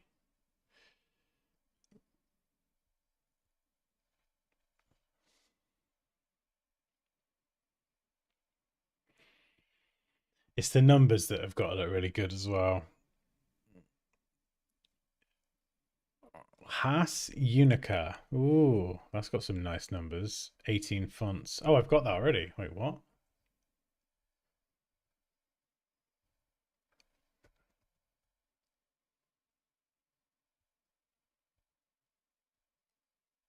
Haas Unica. There we go. Oh, wow. A lot of fonts there.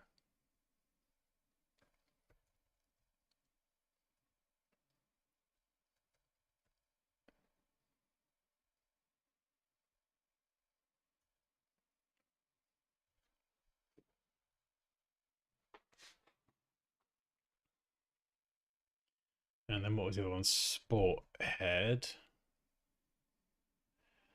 Ah, yeah. I think it's cool. It's a little bit much. Not quite what I'm going for. No.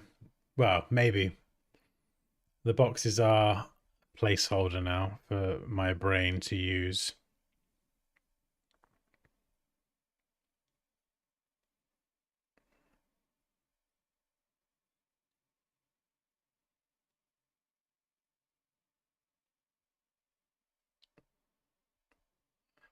That's another one.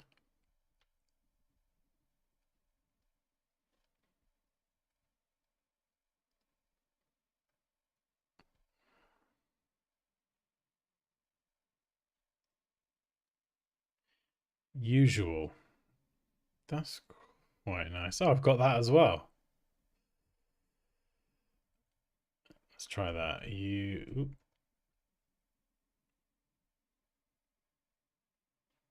Obviously, we've not got to font color. Oh, I think that's quite nice.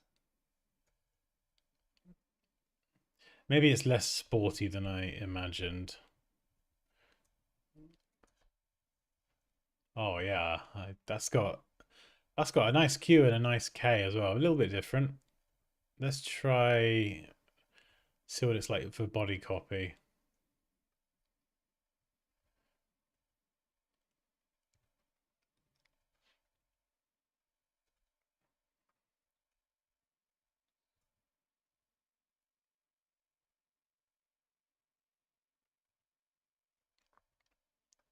Usual.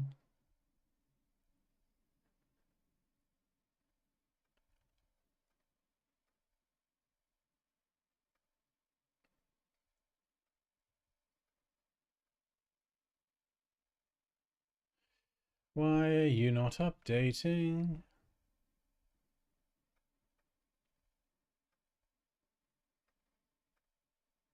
There we go.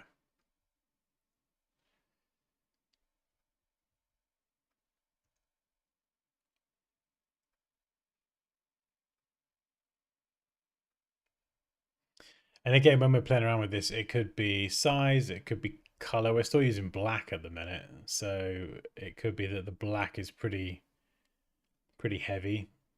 And let's take these boxes away because they are not setting my world on fire.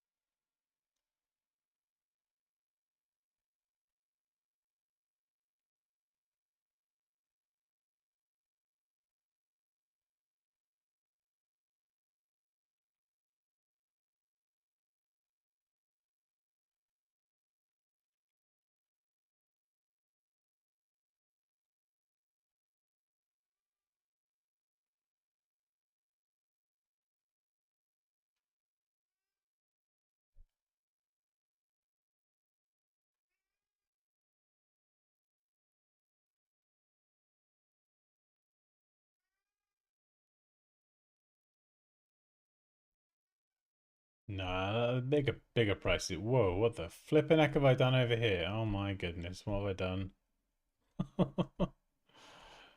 Dan,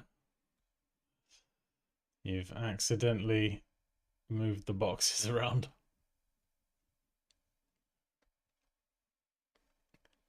Oh yeah, we're definitely getting there. I'm starting to feel pretty good about this actually. This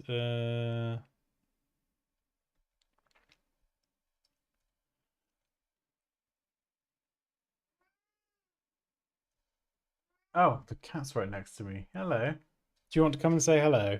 Is it intermission time? Come on then. Yeah, no, the punch emoji won't be there. That'll be an icon. So we've done the lightning icon at the minute. We've got the weight icon. We've got the height icon. Those are quite small, so they need to. I mean, I think it will make sense with the weight because you've got pounds. Do you know what I mean? You probably don't even need an icon, but it'd be like it'll just be a bit more visual. Hello, sausage. I know. I know. This is your favourite place, isn't it? Just being held by Dad. Oh, amazing! Hey, thank you so much. Oh, don't worry about it. We are very much in the thick of it right now. Yes, a baby, Andrea.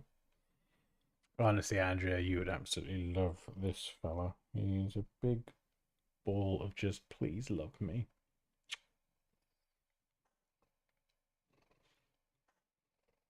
I think that dividing line actually makes quite a lot of difference. I'm really liking that.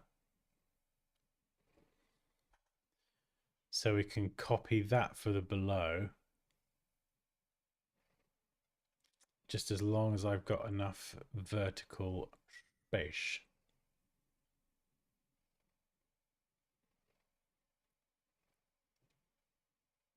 I mean, the background's still yellow as well. It doesn't have to be yellow. We could completely switch it up. There's so many different elements that it's kind of like you've got all these different elements. Think of them as like different categories of things we've got to cover, like font, spacing, color, type, boxes, no boxes, icons. And it's like we're sort of progressing all of them at different levels, but they're kind of all progressing together at different speeds, if that makes sense.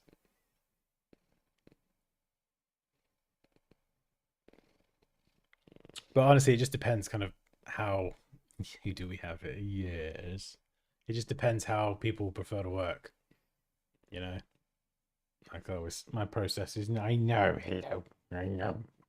My process is never like a straight line. I'm sure there are plenty of designers that do their wireframe, they lock it in, and then that's it, boom, right to the end. I'm my process is a bit more messy and unstructured.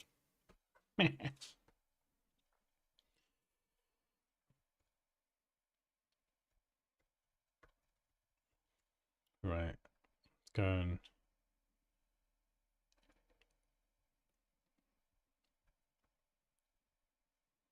check out this site for icons. I use these. These are great. I use these on my site. They plug directly into Framer, which is what I use to build and design my site. And they just pull straight through. I wonder if they've got one for weight. What would you call it? Like heavy? What other words describe like weight? Height or size?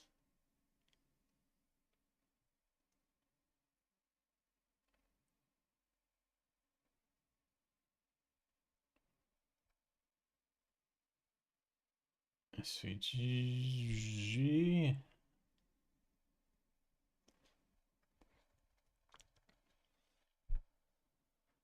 I mean, could do barbell.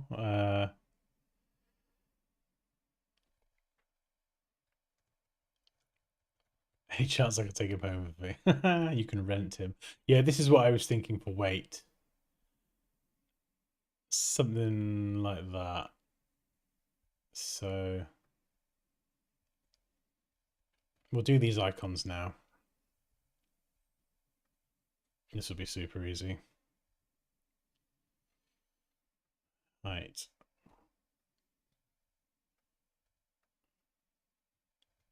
I mean, I'm being a bit lazy here. We could just recreate that. So if we pen tool it, thicken it up,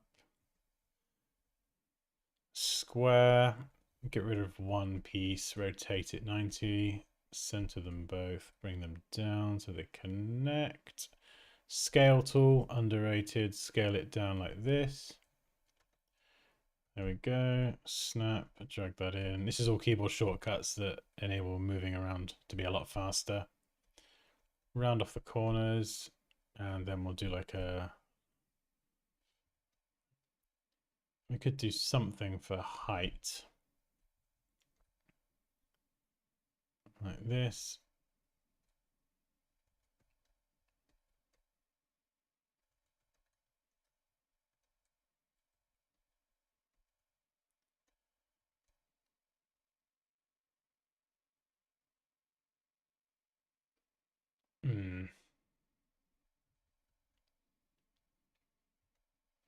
Then this one as well. Something similar to this is pretty straightforward. We'll do a square. We'll scale it in a bit. We'll scale this out. And then we'll just grab a circle. Center. Snap it together. Snap it in outline mode. And, oh god, it's not snapping. Whoa. There we go. And then we can go and refine the scale. Do we want to round the corners off? Yes, a little bit. Maybe nudge that up actually.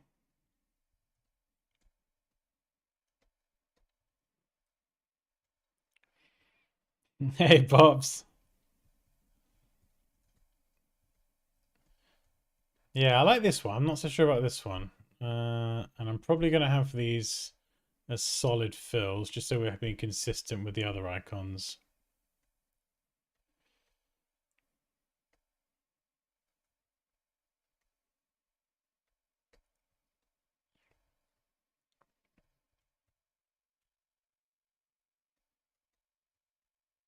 Let's enhance that a little bit.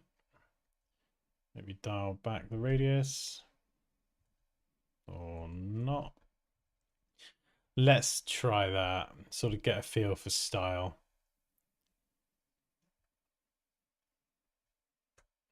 Paste it as a smart object. Shrink it down.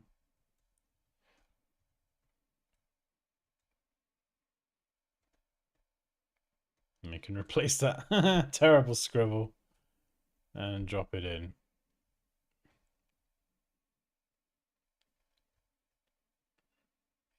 Oh, I wonder if there's a setting to completely turn off aliasing in Photoshop and view as a vector.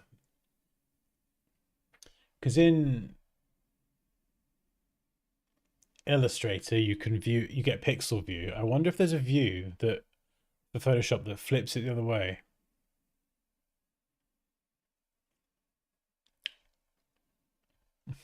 Hey girls. I don't know if there is.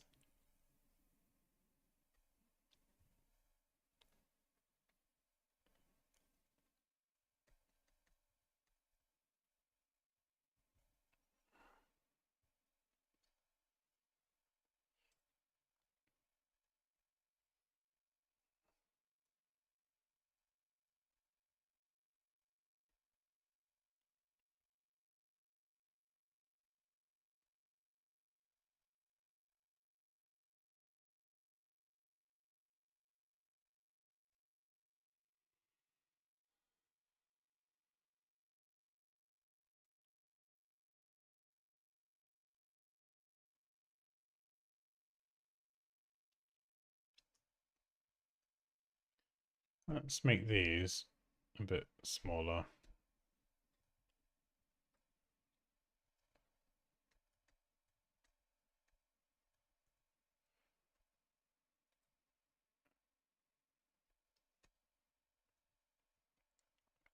Yeah, that's better. You see, we're just making lots of little adjustments.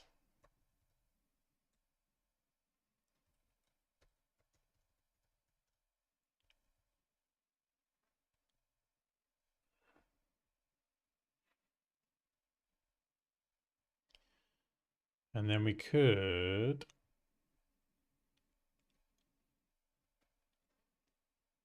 Yeah, we sort of need to figure out spacing and margins, the number as well.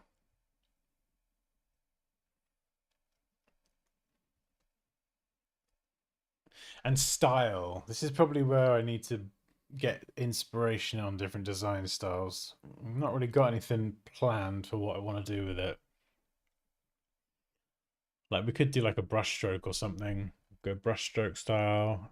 I mean, there's loads of different styles.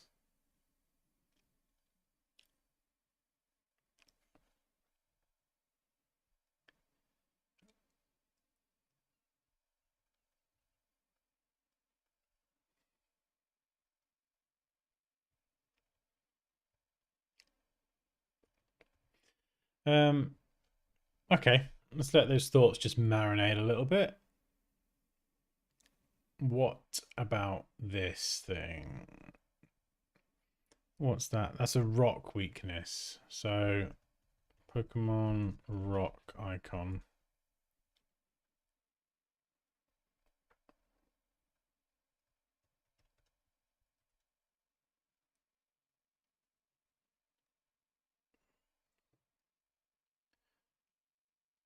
It's hard to see because it's so...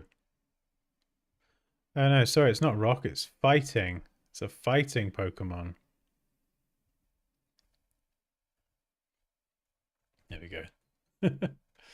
Handy guide. Oh, actually, this is really handy. Right, so we're just gonna... We use the same icon.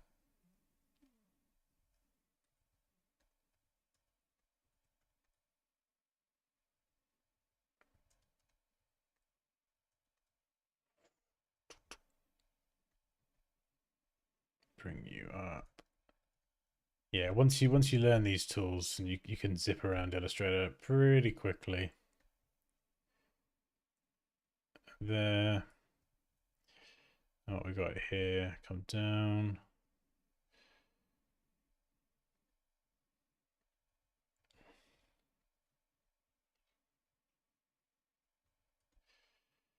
What sort of style have I got on the lightning one? It is very sharp, isn't it? I was just thinking I was going to round the corners off, but actually maybe just go for the sharp style. Yep, there we go. Make sure the gaps are consistent.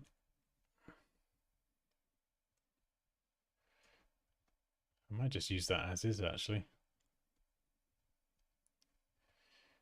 Whoops.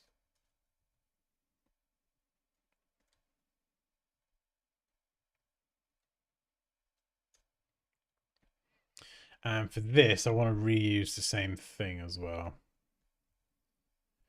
So I'm going to grab this.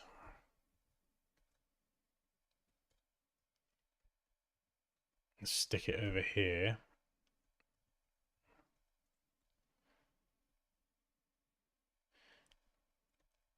And fighting icon.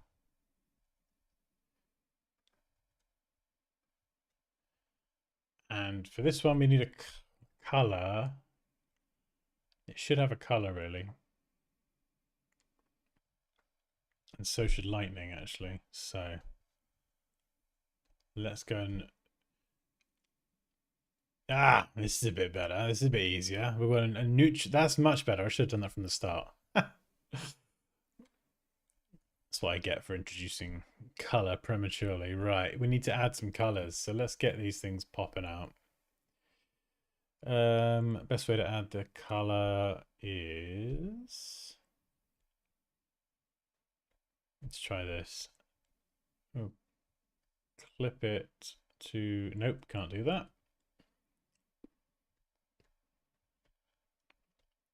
Add a mask and then just blend it through.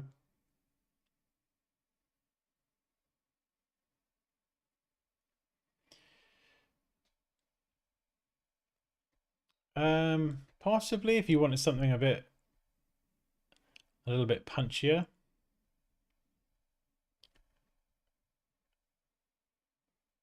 Oh, actually, yeah. Yeah. That's a nice little color combination. So blend if, what it does is it lets the shadows underneath come through, but I'm only letting it come through a little bit.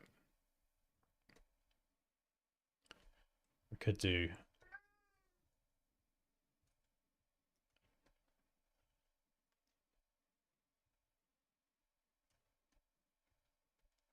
highlights probably a little bit strong, so we'll drop that to 75.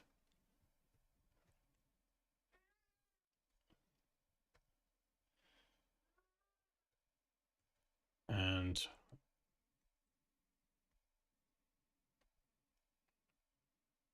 maybe, so at the minute I'm just trying to find a nice, oh no, that's way too bright. You got to be white or not at all. No, not even white actually. It's gonna have to be a darker color, isn't it? And I think, yeah, we could do like an outline with the overlay. That's definitely going to stand out more. So if we're doing let's do a fighting one as well. We'll do it full size first of all.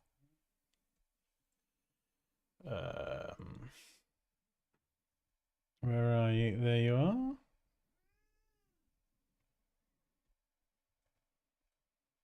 And then now I should be able to change the color of this.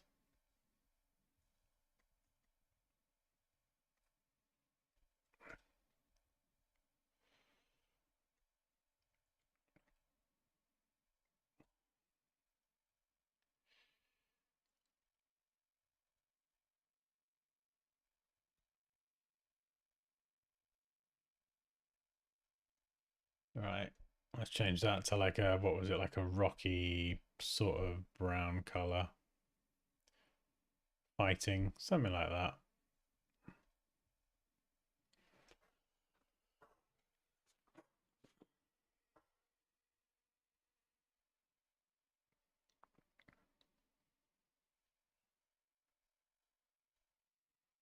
Oh, I'd love a cookie. Give me the cookies, please.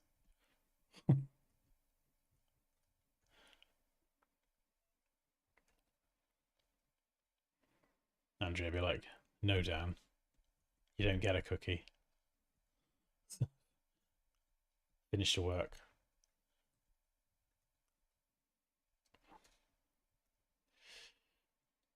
Oh, whoops.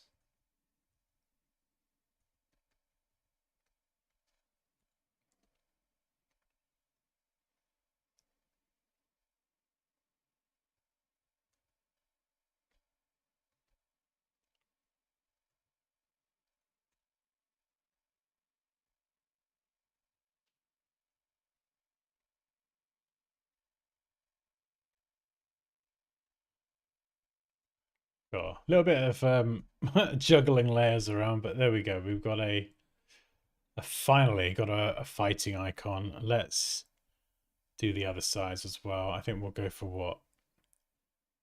65, 70%, 75.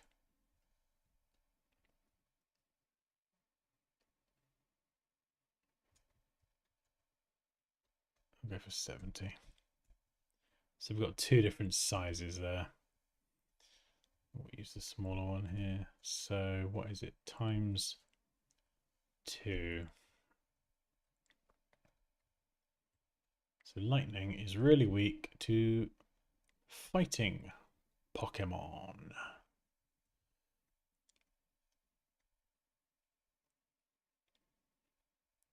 So let's plonk that there.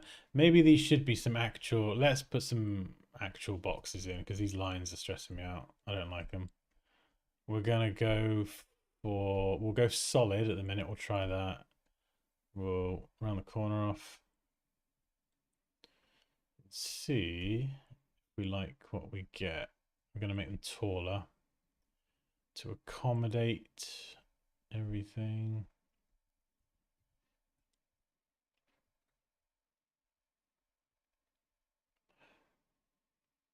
And obviously that, oh yeah, of course, that is the problem. Because I've heavily used blending modes. As soon as I change the color, you see my thunderbolt lightning icon at the top, it changes based on color. Because I'm a flippin' turkey. So we've got all this stuff blending through into the background. But if we smart object it, watch what happens now. It's not going to change color. So the disadvantage of the smart object earlier is actually the advantage now, because it's going to lock that appearance, which is amazing. So yeah, and even when I smart object it, you can see there's a little shift there with the opacity and all that, but it's fine. I can deal with that. So we'll move that up there. We're going to go what, 70. And now I can stick that on there and it stands out regardless of the color. Align it vertically, centrally.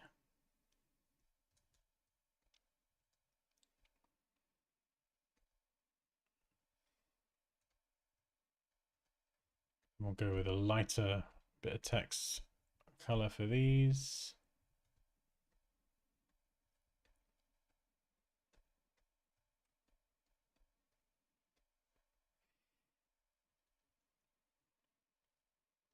Try and be as obsessed as possible with spacing and alignment. Like when you have text in a box like this is never good, this is never good, it just looks super sloppy. Just snap it to the box and then align it visually if you need to. I'm going to do a little bit more padding on here as well. So alter option and drag from a corner, and you can resize it from the center. It's just going to give us a little bit more breathing space. And then I can do this. I'm going to keep these quite close together. So go for 1, 2, 3, 4, 5, 6.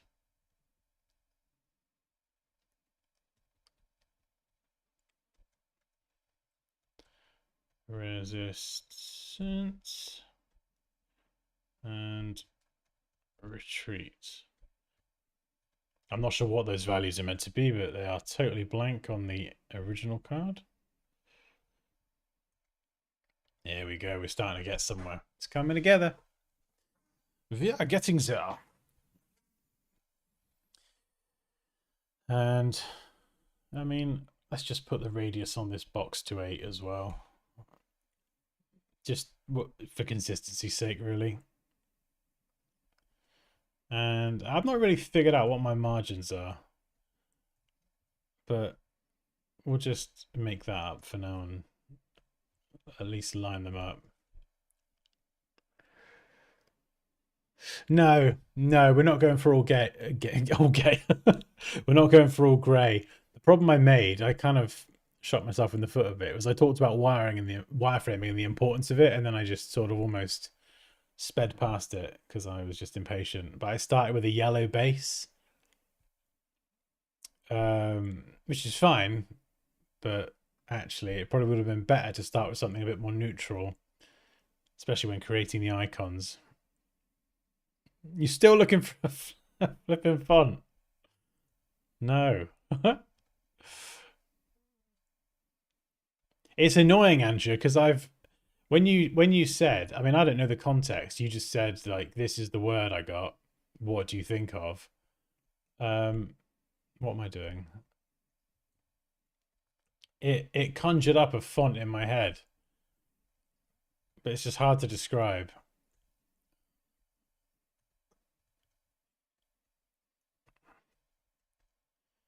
Right, let's get these in. I mean, I wasn't planning on using grey because it's just a little bit, well, it's just drab, isn't it? But it's really, really cool to be able to see the icons popping off the color. It does look really nice. So let's keep Alright, see this, yeah, so we've got a border and this. They're almost the same, but not quite. So I would personally either make them exactly the same or make them look intentionally different.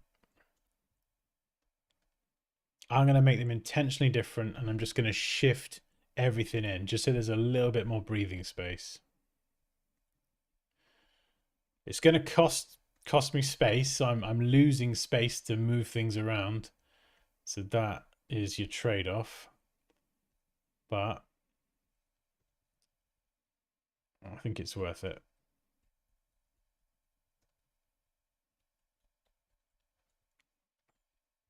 Then we'll align all of this. So we've kind of got something to align to now, which is lovely.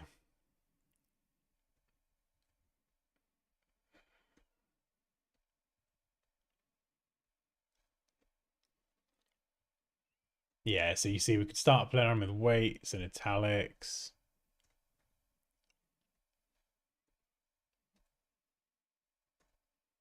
And I need that's the wrong text, isn't it? So, I mean, I've changed the move name, so.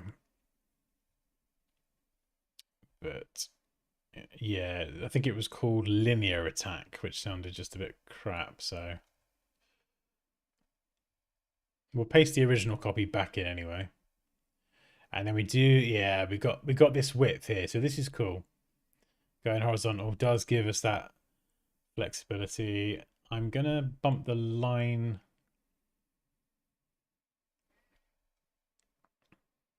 We'll set the tracking to 0 because it's quite small. We'll set the line height to 5. No. See, that's too much. I like giving it a bit of breathing room, but when we're on like a card like this and we are sort of quite pushed for space, I think it's just, no, probably not a good idea.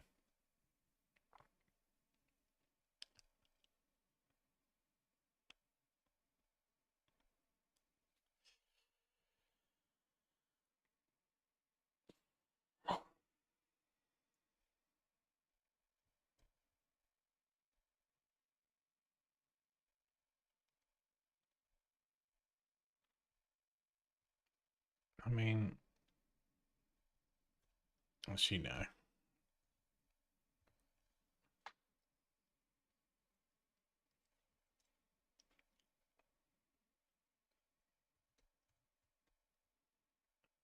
Not sure about the divider.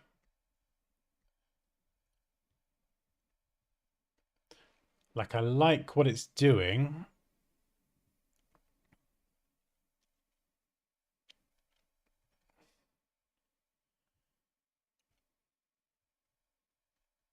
I'm just wondering if a container is a better approach. So something like this. But then you obviously run the risk that you could get the whole thing looking super boxy, which isn't going to be great either.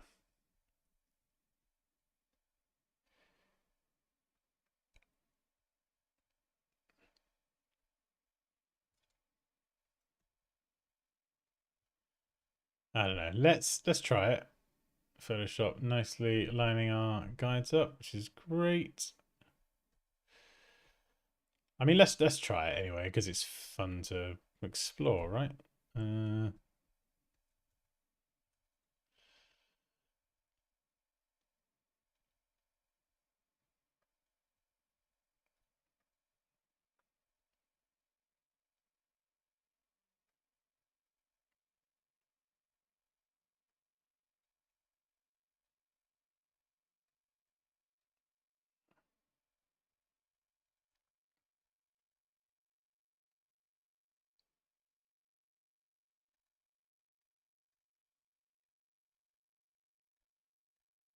So we're kind of flipping it around a little bit. And this is before we even really get to playing with color.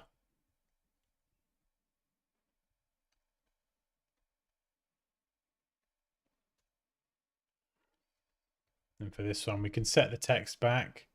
So again, we're just reinforcing that hierarchy. You know, this is the main text. Everything was black to begin with. So you've obviously got hierarchy in size, you've got hierarchy in position, you've got hierarchy in weight. But we hadn't really played around with hierarchy in terms of color. So by making that like a lighter gray, we're sort of setting that back and saying this is secondary information. We could even bring that down and have the lightning bolts kind of straddling the edge a little bit.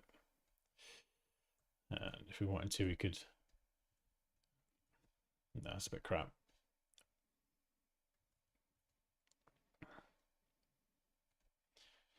So it is quite boxy, but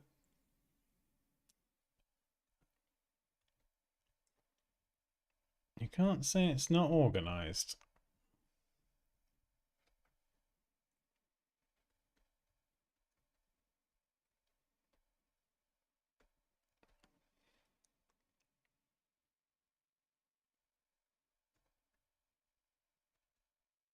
So I'm kind of defining my sort of small font sizes now. So I'm just gonna round that 4.0 whatever to 4.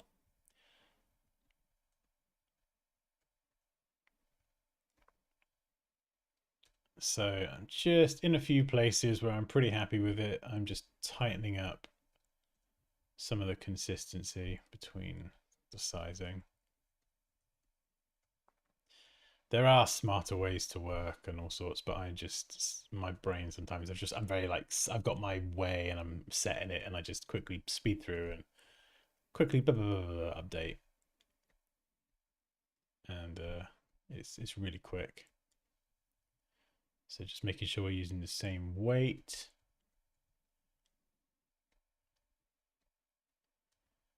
And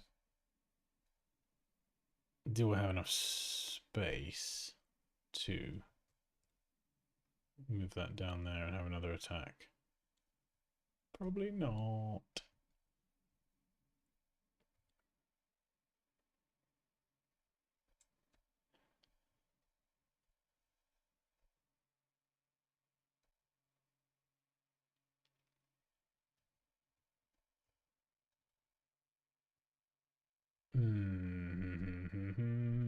Unless we bring his box up.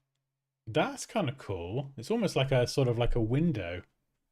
The shadows are a bit terrible. I don't know. That definitely needs refining. We'll sort that out. So again, we're changing the design here. We're bringing the box up, which kind of, I think it sort of acts like a bit of a backdrop, and I think it looks quite cool.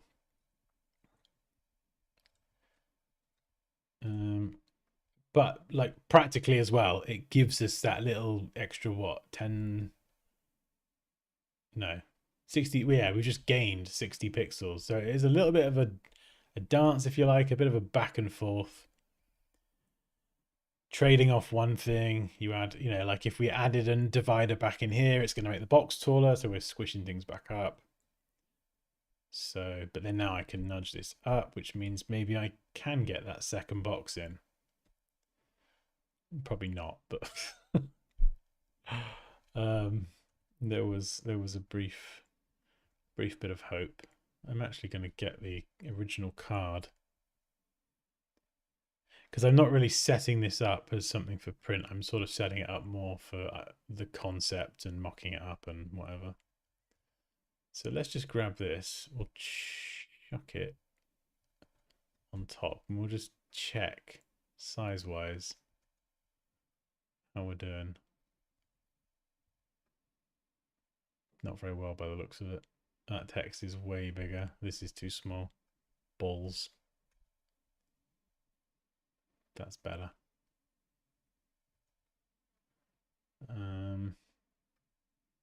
Yeah, this super small. I think it all needs to come up at least a point.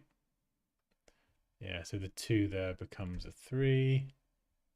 Yes, that is better.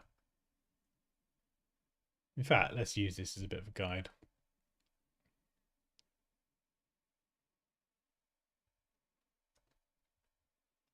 So we'll change that to regular, so it's a bit lighter. Spacing. Maybe 7. Then again, we might not be able to have the box.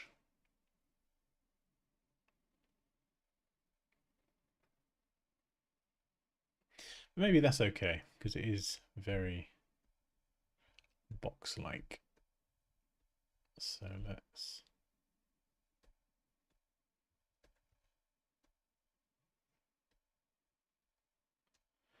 throw some of that in.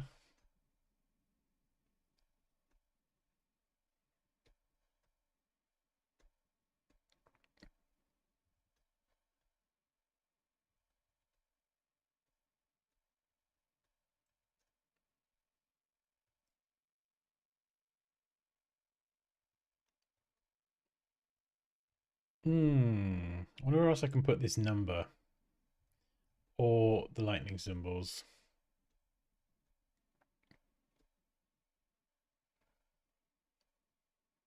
I mean, if we could get rid of the number and have these alongside the thing, kind of like they do on the original. From a layout point of view, we save space. Could we highlight that in some way by making it like ultra bold? I just don't know. I feel like the damage, no, I feel like the damage needs to be there.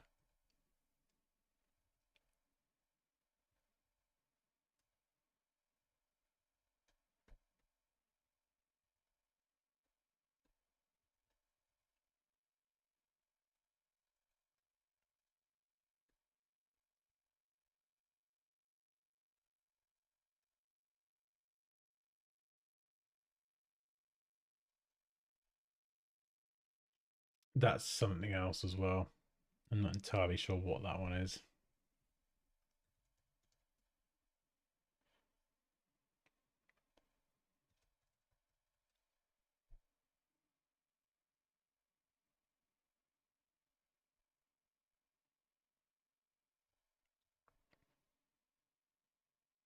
Yeah, I'm loving that backdrop behind Jolteon, that kind of window look.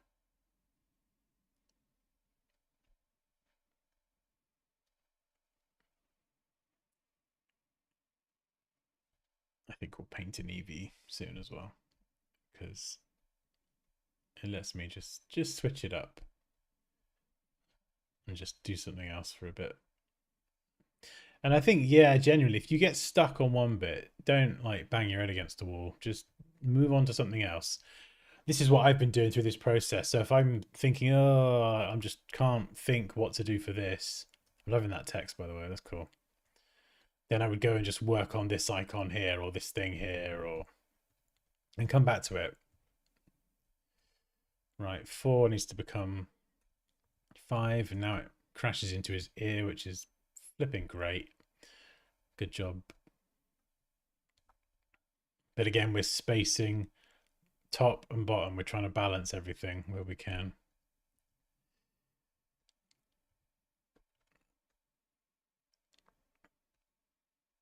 That's not going to work, is it?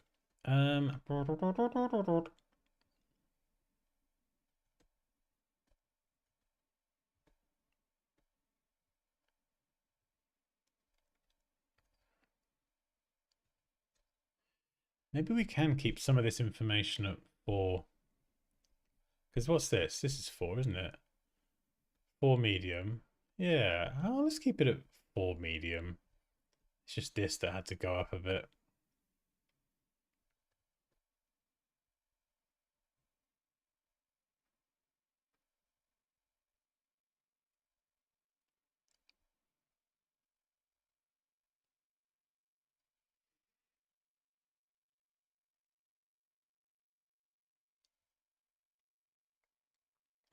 Yeah, this one liner. For the bottom, let's set some margins here, just on the sides.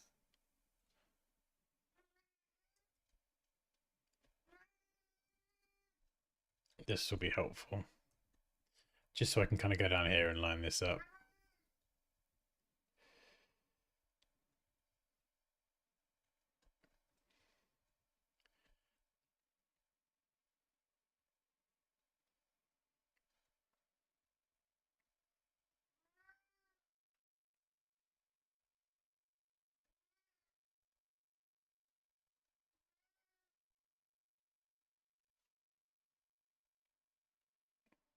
Definitely starting to get there. It's starting to come together. And then these lines of text, even these, there are opposite sides, but I'm going to line them up.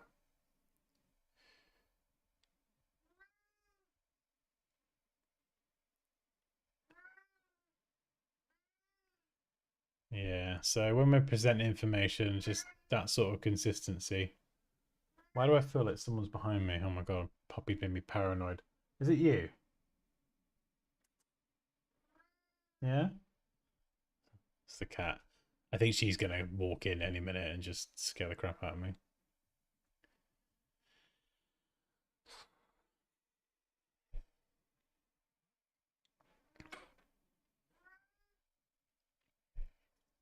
Did you try leaving the back legs behind the frame? It would give the impression that it's growing out of the card. Yes, like this.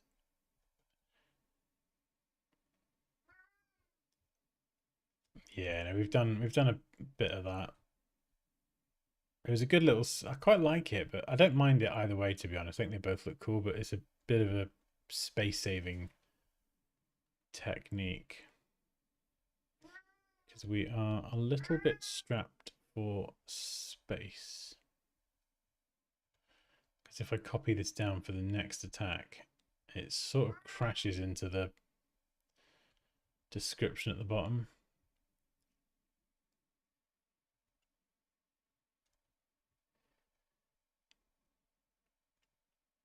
I'm going to drop it a tiny bit.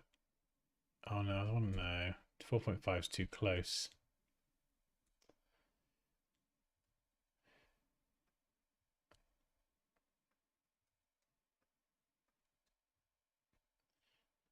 The oh so frustrating game of designer Tetris. Let's make this text a bit smaller. Let's go for 7 on that. Then we'll drop this to, I don't know, 10. So what we got? 5, 7, 10, and 4 at the minute. We don't have too many font sizes.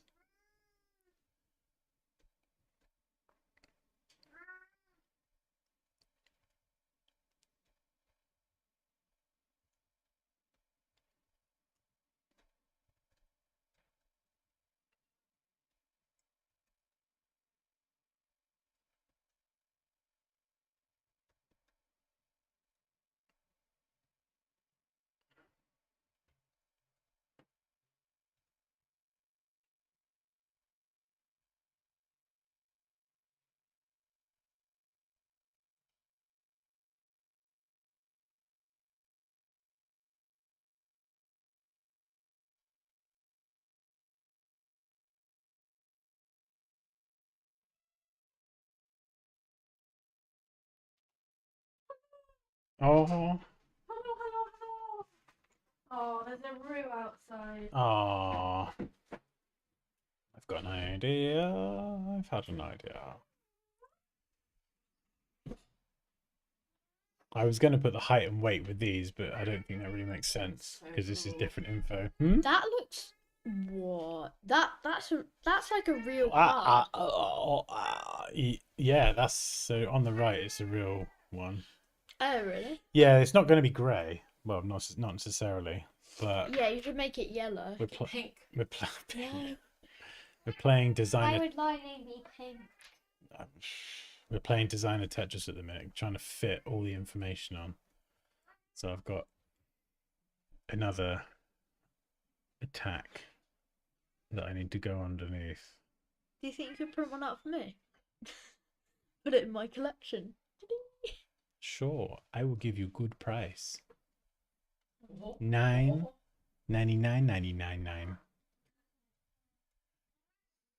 That looks so cool. Yeah, it does. Yeah. I really want a real Jolteon card. Or a Flareon. Or a Vaporeon. Well, you can't have one. You're just going to have to deal with the one that your dad makes you. That's fine. Andrea says, hello, kids. Hello. Hello, love. To you. All right, governor. Shut up.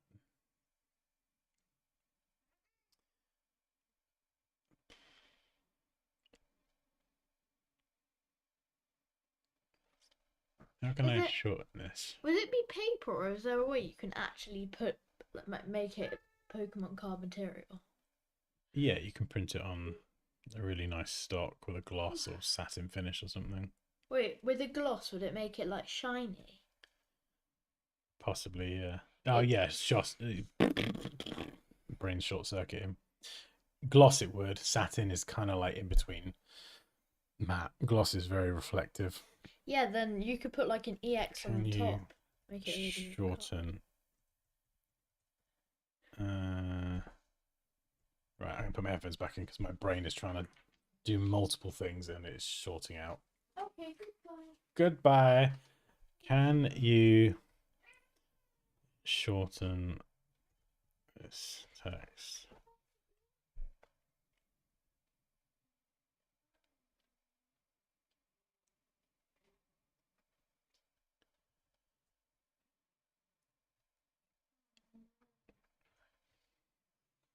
There we go.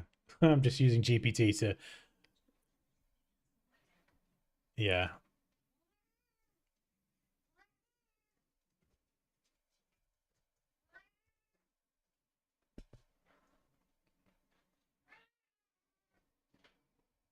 There we go. Just shortening the text.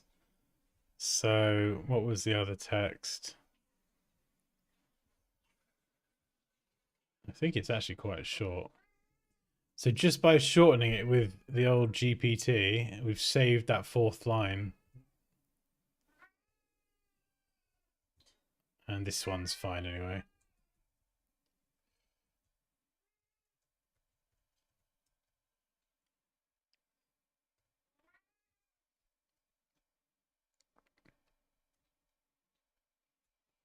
Leo. Yeah. And we need a new icon as well. This shape here. There is a way to create this very easily. And I'm going to try and remember it.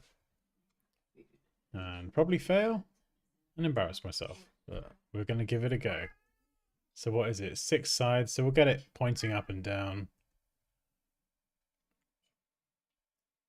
And this one? Yeah. So what is it? Is it all the way? In the brown box. It.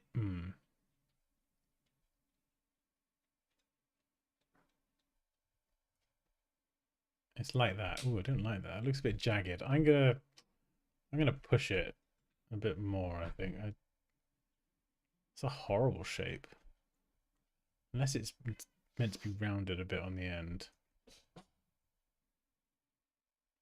Maybe I could deal with that.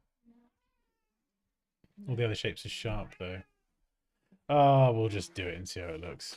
But, so that's a grey one. So let's grab this. Now, if I edit that, it's going to change all of them. So we need to duplicate new smart object via copy. So this one now, we can call it, I don't even know what that resistance is.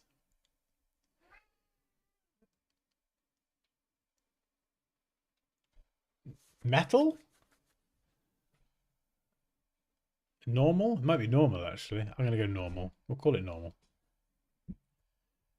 Normal icon.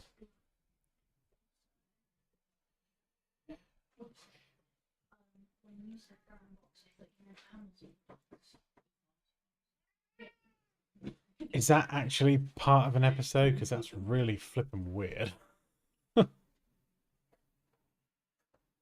Right, so now we can go and edit this. And make it like a light grey. Change the colour. Because we've set it up like that, it's quite easy to just edit it. Oh, I didn't do the icon. Ugh. So we'll paste that in there. Smart object. Just match the size. Maybe a tiny bit bigger. Save and close. And maybe a teeny bit bigger. And there we go. So we got that. And we can slide that in over here. And switch the other ones out. Boop.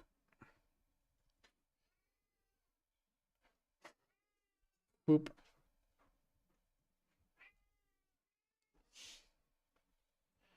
Let's keep that at the top. We'll keep it at the top and we will lock it and hide it. We're getting there. It's not too bad. I think I'm kind of lucky here because I've got one of these in his foot. If we were designing this like as an actual template that has to flex across hundreds and hundreds of cards, there'd be other parameters we'd have to consider. But like, and even like spacing would probably be a bit tighter in places than I would like personally. But because we're designing this more just for a kind of just a one-off card, whatever, I think we'll be all right.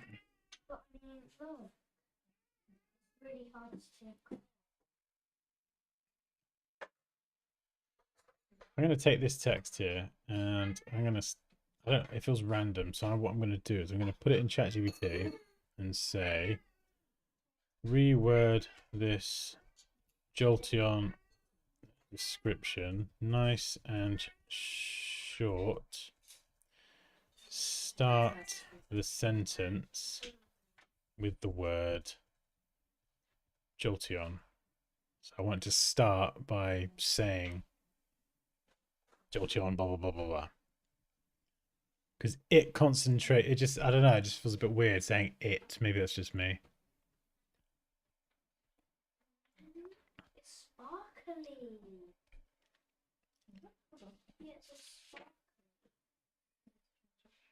So it's done one. I'm going to do a shorter one as well.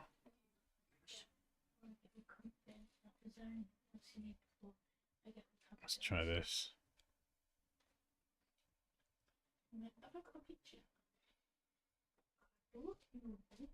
The icing on the cake is that it lines up perfectly with the margins, but I don't know if I'm going to be that lucky.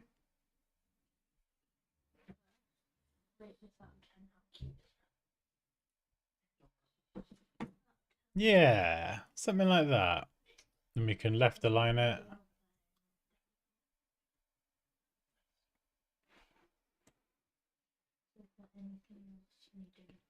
Almost. It almost meets the margins. It's so close. I might even be really naughty and just, if I nudge that to 4.1, no, 4.05. Do you know what I mean? No one's going to be able to tell the difference, but you hit those margins. It's a bit naughty, but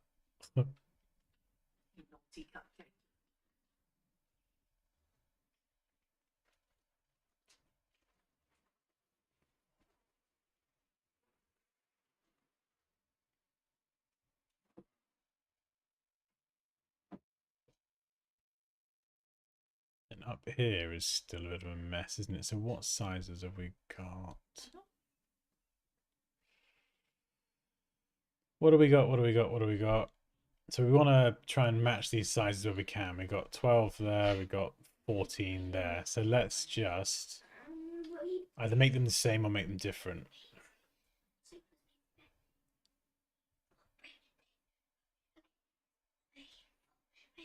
So we'll go 12 for that.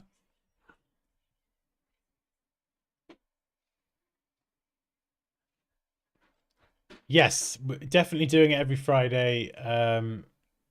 We will do two. I just need to get a regular second day in. Good night, everyone. Like and subscribe to Daddy. Yes, do exactly what the child said. Good night, sausage. Yes, every Friday definitely, and then I'm trying to figure out the other day. Hey, no worries, no worries. Yeah, no, we're not going grey. I don't think. I like it, but it's just a bit boring and bland. But it's giving us like an idea of how colors could look. So even if we don't end up going grey, the lighter grey could be lighter color, the darker grey could be darker color. Whatever that ends up being. You know, like a purple would be quite nice. for this back box here. So it doesn't mean that it's necessarily going to be grey, but it gives us an idea of how it could look. We're using solid fills over dividing lines or whatever, no dividers. And you can see where the light and the dark areas are.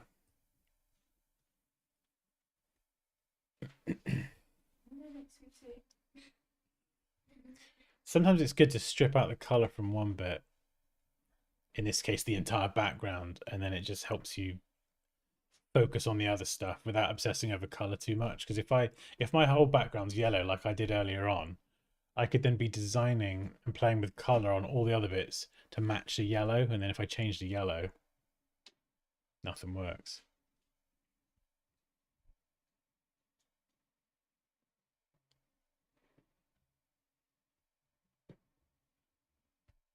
Good night. You're not going to bed. Are you going to bed, Andrea? No, she was saying good night to Eli. Oh, right. Sorry. That sounded so like accusatory as well. What? Going to bed?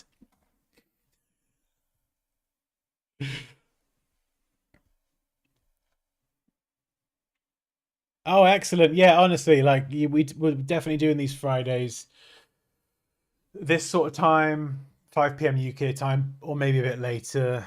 The evening sessions seem pretty popular, but if you've got questions about Photoshop, Illustrator, honestly, just come armed with questions. You know, it's usually pretty chill on a Friday anyway, and I'm more than happy to demo things live if it helps. So bring your questions. Anyway, what's that? 14.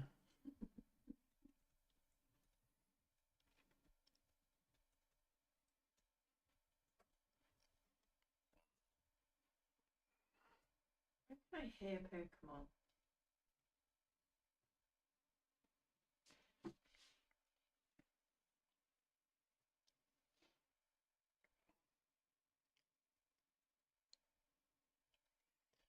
Hmm.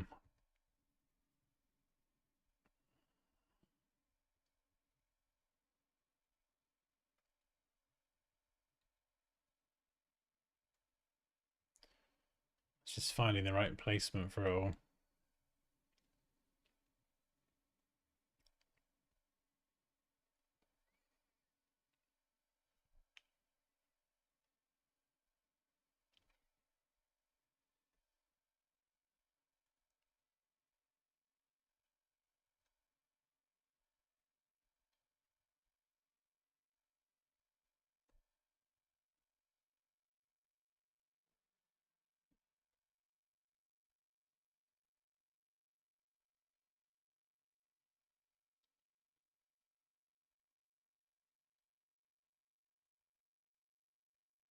Nudge that up a bit. I'm kind of lucky that I can sneak around the Jolteon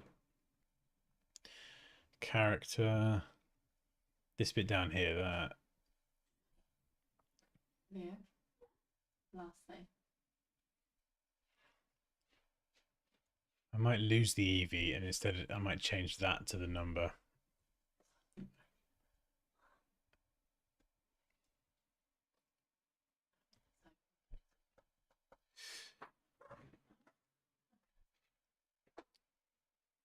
One of them might come out. So if I get rid of that there, well, I did want to paint a little Eevee, but it might just be a bit weird floating in the corner. So I might sack Eevee off. Okay. We'll put that in a folder and call this legal legal stuff. Maybe we move that over here. Got my guides. And then this, we can then do that there, move it down. Bring this up so that left margin and bottom margin is pretty equal.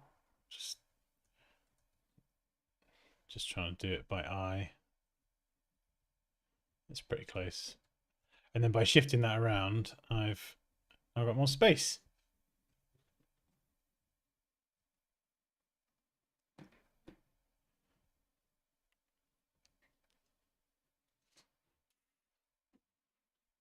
So I could probably bring this down a bit. Oh, I love that. Afif wants to Hey? design. Have you seen Afif's thank you message? Now I want to design a Pokemon inspired by Dan. Maybe this could be a group project. Yeah, I mean, I'm out there. I'm barking at everyone to have a go at this illustration thing. Because seriously, like for anyone who's just joining, like I'm not a digital painter. Like I'm really not. Yeah, using a lot of like typically photo manipulation skills. Shameless plug. I cover this in my Photoshop course. Using those skills, I was able to create this. I'm so flipping proud of this. I got to be honest. Like, because I've used Photoshop for so long, I was relatively confident this would look good in the end, but like I thought it was going to be really hard, and it was tough. But to go from like a where's the vector? I'll show you the vector. So if anyone's not seen it yet, it's just a chance for me to show it off because I'm so bloody proud of it. This is what it started as, with like simple vector shapes for the pieces, and then this is all just painting, brushwork, whatever. And I'm not like a crazy talented painty Photoshop artist person at all. Like my drawing's awful, so terrible at drawing. And I was able to do that. So and it's just using the right tools and techniques as well. And even going through this, like so many of you were throwing out tips, and I was trying a tool, and this gave a better effect here, and tweak that there. And it's still pretty. Like if you zoom into some parts, it's still pretty rough, but a lot of it's getting the shadows and highlights in the right place.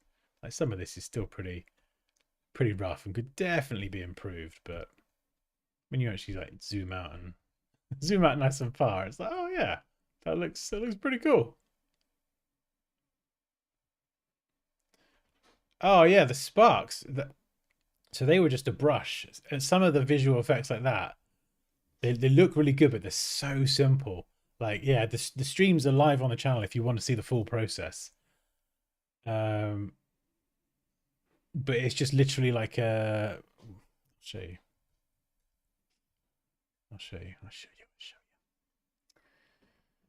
Where is it? Oh bugger! What's the brush called? Thunderstorm? Is it this? I think it's this. Maybe it was one of these. No. Yeah, I think it was one of these, and it was just like a piece of the thunder. So I just kind of cropped a few pieces out and just yeah, you got one there, you got one there, just a few little bits, and then added some glow. It's just subtle, but kind of in the right places. But the biggest difference is the shadows and the highlights. When you go from version 1, which is a good start, but it's still relatively flat, and then you layer it in, you get so much more depth.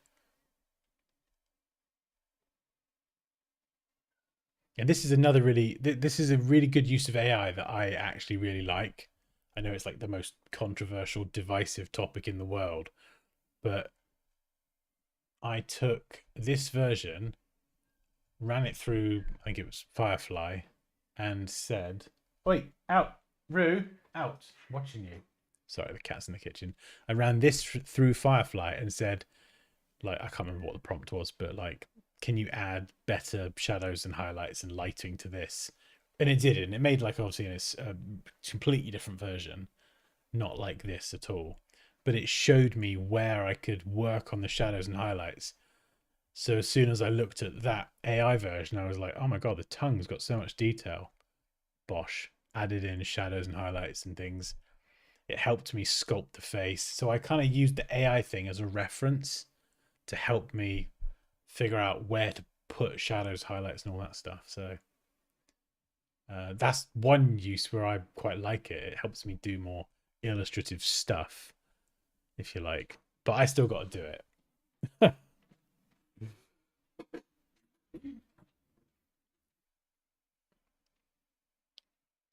Honestly, I would pick if you want to have a go at it and practice the techniques. I would start with like a Voltorb or something, or a Jigglypuff. Yay! Let's just geek out over Pokemon. Lol. So start with something like this to try the techniques, because you don't want something that's got loads of body parts, whereas this is like a sphere. A Jigglypuff's pretty straightforward. I started with a Charmander, so that was the first one, because it, again, for that same reason, it was a lot simpler. And then once I did that, I was like, oh, this has actually turned out all right. I'll go and do another one, a Jolteon. What was I looking at just then? Oh yeah, Jigglypuff. Yeah. So start with something like that. Raquel's doing a Scyther, which is flipping insane. Yeah, it's looking amazing, but look how many body parts it's got. It's got so many different pieces. So it will look insane. But like if you, yeah, like if you wanted to have a crack at like a Voltorb. Sorry, we're going off on a tangent now.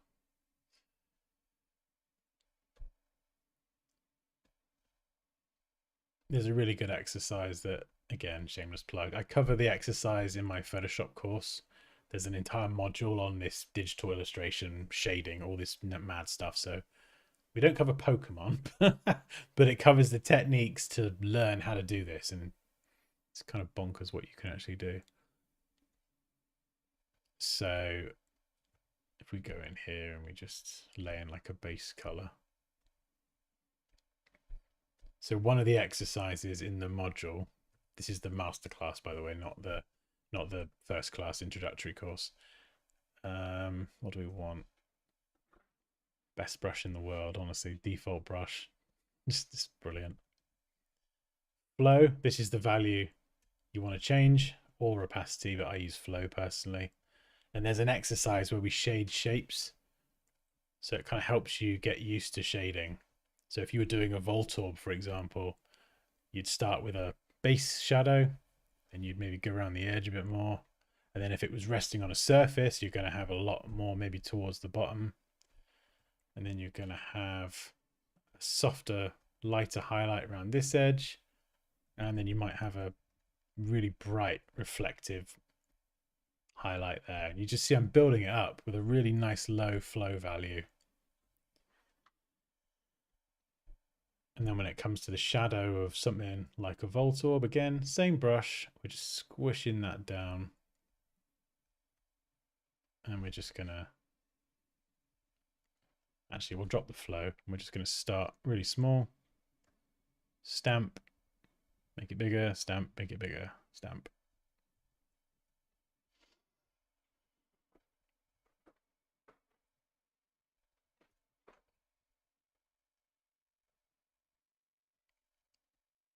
Why have I got noise there? Why have I got noise on my shape? It's probably because of, I got no idea actually. It should look clean, but for some reason it's shading with noise. How bizarre. But yeah, you can see it's pretty straightforward to create stuff like that. And then, you know, with I'm going on full tangent here. Where's my shape? This one here. So, you know, we could just grab a hard brush, just chuck in a red. I'm just kind of completely making this up now. Crank the smoothing. What do I know what Voltorb looks like anymore? I've forgotten already. Do something like that.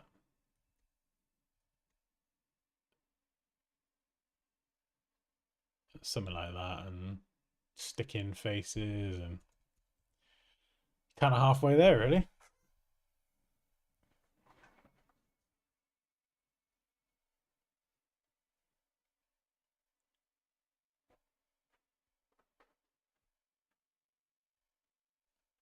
You missed a bit. Shh. Don't tell anyone. That looks kind of cool, actually. And you can, yeah, the smoothing thing up here is pretty nifty, actually. So you can do it like that, and you get a bit better curvature. Makes it look a bit more realistic, and it smooths out the old unsteady hand. It's quite nice, actually. Oh, that is really satisfyingly smooth. Wow, pretty good. Yeah, weird. Voltorb filling up. Anyway, I don't know what that is, but yeah. We're definitely getting there. I'm going to make this smaller because I don't really care about Nintendo's name being bigger. You can go nice and tiny.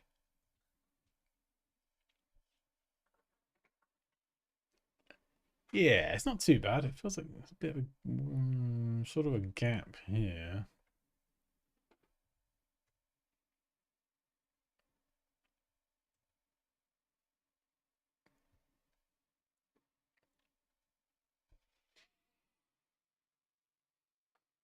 Yeah, I think in terms of hierarchy, it's not too bad.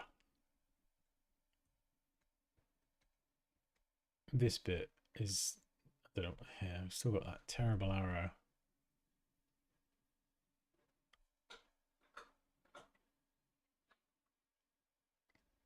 Height is a tricky one.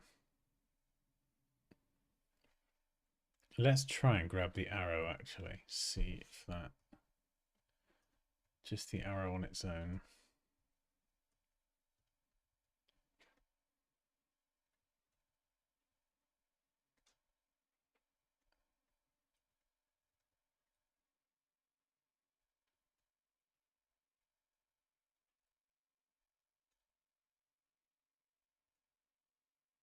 Yes, it's weird.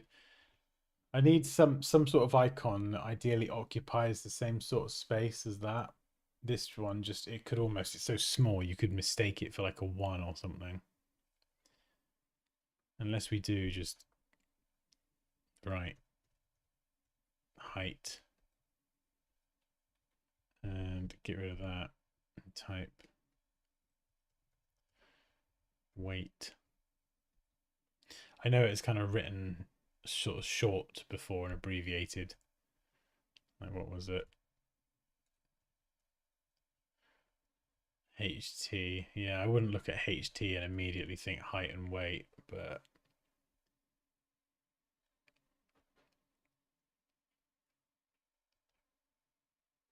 this is kind of obvious because it's got pounds.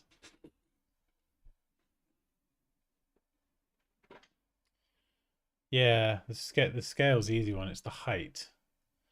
Is there an abbreviation for height? We could write it like that, I suppose. I mean, it's not the end of the world because we've got plenty of space, so we could write it in full. It's not like it's gonna. I think I prefer seeing it written rather than HT and WT. I've never seen HT and WT anywhere. It just does me that feels weird.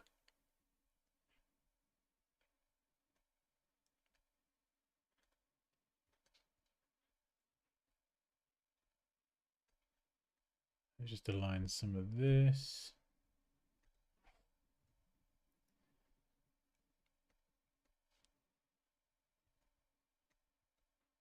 Spacing on these numbers feels a bit weird because of it's just 1 1. Like if I changed it to, oh, actually that 1 does feel like it's floating away over there. Let's do that. Let's try and change it from metric to optical. Yes, that's way better. Yeah, that looked weird before. Let's try it on the others. No, it's fine. It's just because of the, it's because it uses 1 1 and 0, and it obviously was set up to not necessarily oh, it's still Roboto, isn't it? Bugger. Hang on.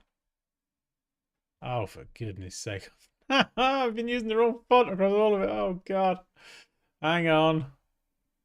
Got to switch out the font. Totally forgot. Oh, dear.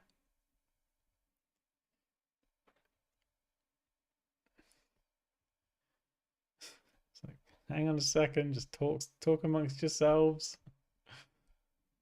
It doesn't seem to be changing there. I don't know why, but we'll change it from properties panel, and that should fix it. No.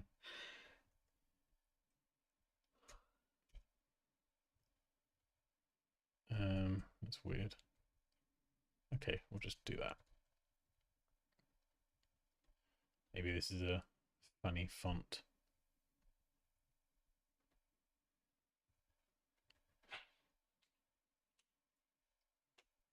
Down here. Oh, goodness me. Goodness me, Dan.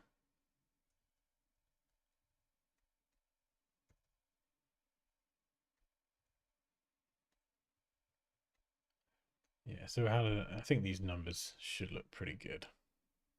Oh, God. Oh, no.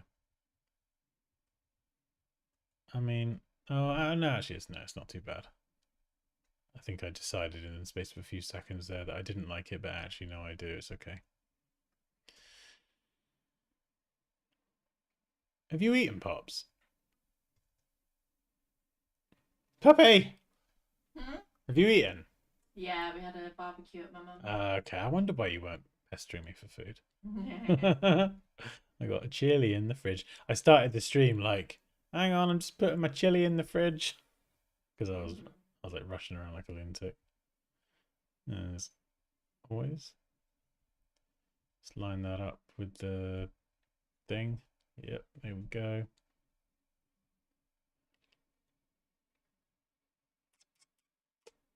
If we're going to even keep that up there, you know, we could just get rid of it. Or we could make the border yellow. Where's my border? No. Card border. Oops. So we could. That might look quite cool, actually. Yes. That is rather tasty. I'd be liking that. I think we will leave that in for now.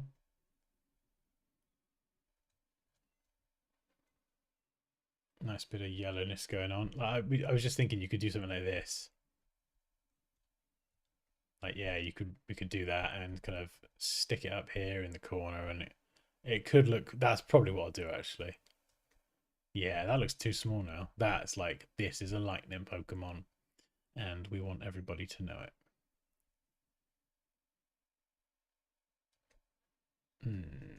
Size wise, oh, if I can get it like so the radius is consistent around there, that would be perfect. So like that, and then I can nudge this up. I think that looks all right. Sort of. I can't push it right up to there.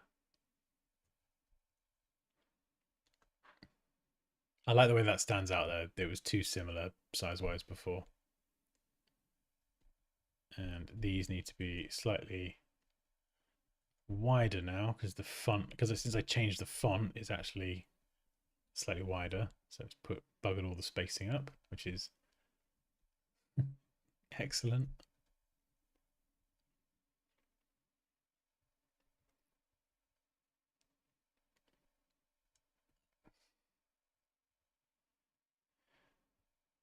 Right. Let's just check that we have actually got the right font in all of it.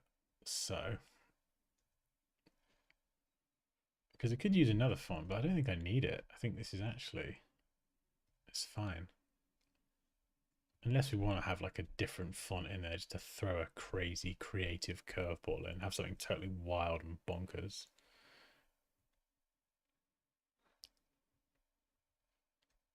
But I don't think we're going to need it. And some of these weights maybe aren't quite right. Some of them might be a little bit light in places.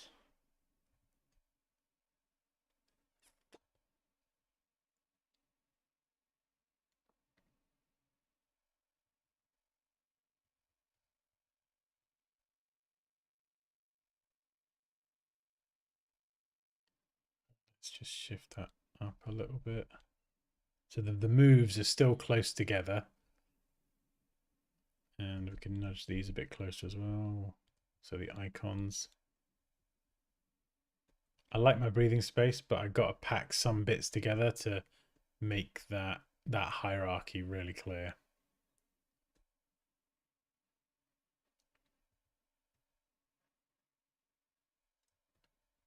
So I don't want it too close to the descriptive text. That's a bit smaller. So it's clearly kind of there as its own separate thing. This bit feels a bit weird up here. It's totally higgledy-piggledy. It's like this is like off. It's not aligned to anything really.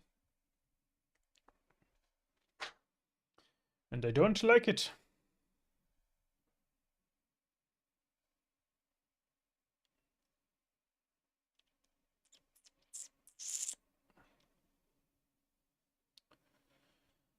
Oh.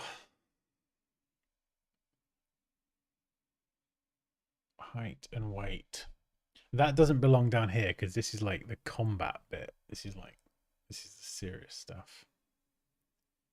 And maybe this can line up with the top of some of this. I don't know. Find something to align it to. Bump the spacing a tiny bit. 1, 2. 1, 2.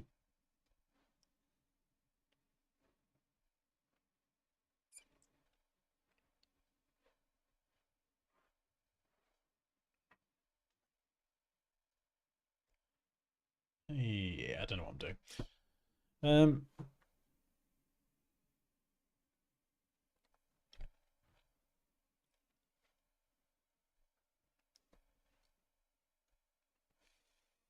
I mean, even without the thing, actually, it does look kind of cool.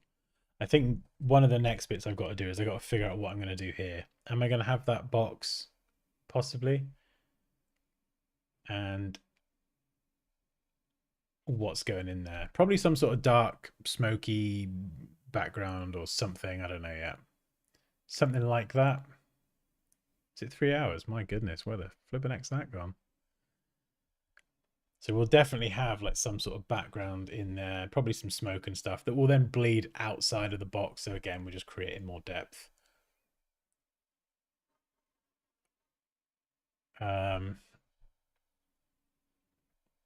But then that background will sort of like inform a bit more of the design, because at the minute this is just like grey, like a light grey. But obviously if I switch that around and make it dark, then we got to figure out all the colours. So I feel like I'm going to start on that. I think it's probably going to end up being like maybe some sort of dark like this, like not full purple, but like a subtle purple. And then this background's going to be pinks and purples, which will then wait, Rue, out. Which will then tie in really nicely to the purples here, and then you've got the pinks from the tongue as well. So it'll be like the card design will be like completely synergistic, if that's even a word, with the illustration. So you'll have the yellow, you'll have the probably the white, to be honest, from the text. You'll have the pinks, you'll have the purples, and it will all just fit together perfectly, and everyone will live happily ever after. That's the goal. But for now, I'm going to leave it there and get some dinner. Because I think that's looking really good. I'm just going to check my fonts before I finish, because some of the weights aren't consistent. So I've got to go through and just tidy this up. Some of these weights might need a little bit of tweaky. But yeah, it's turned out pretty well. Actually, I will just show you something. This is what I wanted to get to, but obviously we've just not got around to it. But we'll do it properly next time. I'm gonna try and sneak in. And Pops, did we figure out your Saturday you're going out, aren't you? Yeah. But there's nothing else going on tomorrow. No. I'm working in the morning. We might carry this on tomorrow, because I wanna. And we'll go to the fair. On tomorrow. Yeah. but then Sunday is nothing. No. We'll catch Or up. we could do the fair on Sunday. We'll figure that one out. Yeah. But yeah, we'll definitely do another stream at the weekend. Definitely. Unless I get eaten by a bear, of course, which is probably not going to happen. Or I don't think there's bears in England. you probably get a nasty nip from a badger. Or they're saying that I saw one a few months ago, and I went, What, a hello, bear? no, a badger, and I went, hello, look, it's a badger, and he went, oh, God, a ginger, and he ran off. He didn't say that, obviously, because badgers don't speak, but he probably thought it. What'd you say? Come back here. Come back here, Paddington. Oh wait, no, he's a bear, isn't he? Not a badger. He doesn't really look like well, he's more of a teddy bear. Anyway, right. What am I doing? Yes. So we're gonna go to rotate object. If you've not tried this out, this is in the main full version of Photoshop now. It's flipping brilliant.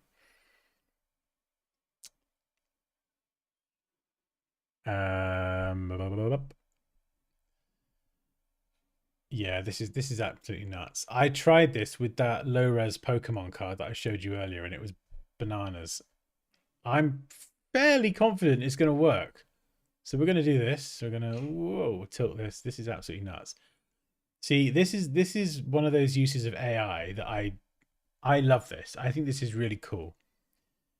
Like, this is what I'm here for. Like, I've got my 2D design, and in a few seconds I can throw it on an angle. And yeah, anyway, it looks flipping cool. So once you get your angle, it looks crap when you're adjusting it because it's like low res, and otherwise I think your computer might blow up. I know mine certainly would. But then when you press return, it does all the detail. In fact, I'm curious to know, actually, because I'm talking to a lot of people about all the AI stuff all the time.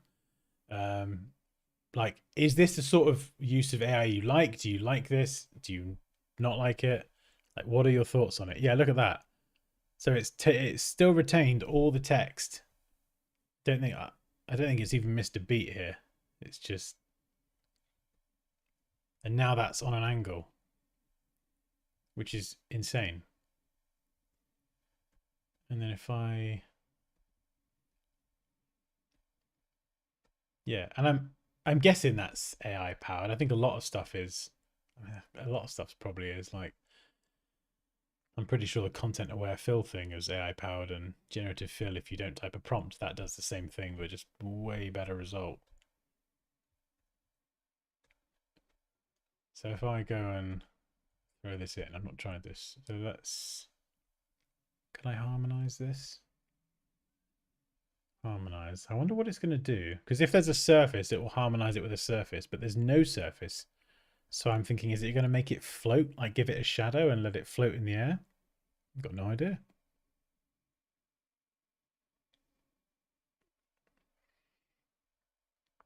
If it does, I'll be very, very happy. If it doesn't, I'll still be happy because I'm going to have chili. Oh, okay, so it's done like a shadow behind it. That's not quite what I was going for, but it's still pretty cool. But yeah, the fact that it was able to do that, in fact, I'm gonna get carried away now. I'm gonna get carried away. Let's try that. I'm gonna see how. I want to see how Illustrator handles this. All right. Sorry, we're taking a tangent now. Chili can wait. This is you've got turntable in Illustrator, but in the beta, I think it's like a beefed up version, and it handles raster graphics as well. So like, you know, your JPEGs, PNGs, whatever. I want to see how it handles this, because there's this really cool spinning feature. So how's it going to handle this with text? So we turntable it. Because it feels like it's very similar. You know, Photoshop, you've got a bit more freeform control and perspective and stuff. And then when you set it, it does a pretty good job. So I don't know what they've done behind the scenes, whether they've taken some of that Photoshop tech for the raster stuff that we just did and then brought that into Illustrator. I don't know. I'm not a clever coding person.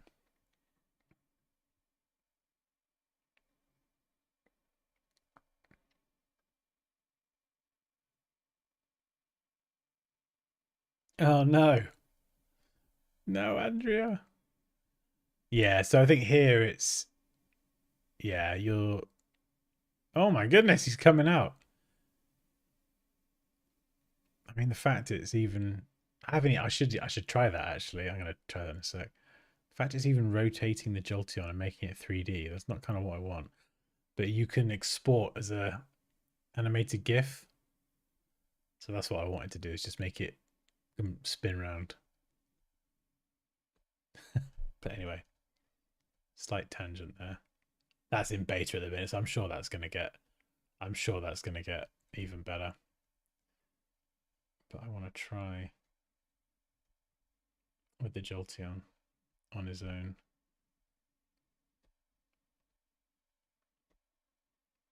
So I want to see what it does. Rotate object.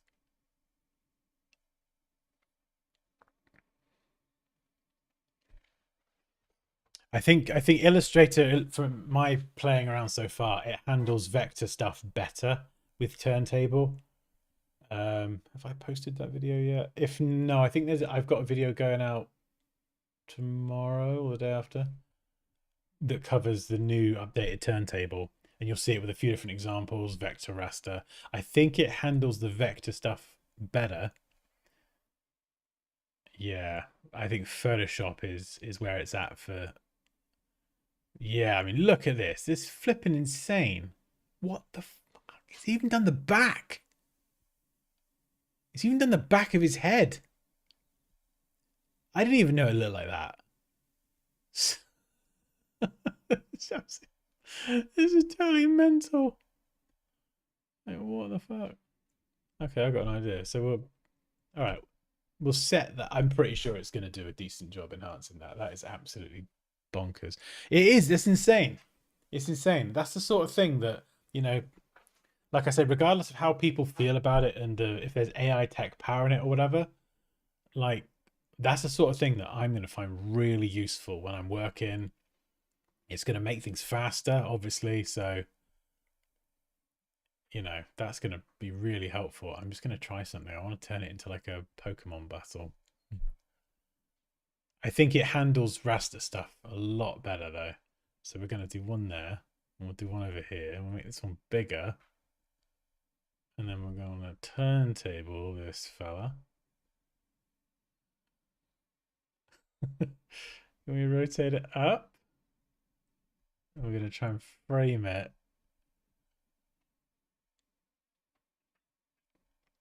And someone, I don't know, perspective, I have to tweet that. Someone mentioned about like web and UI stuff earlier.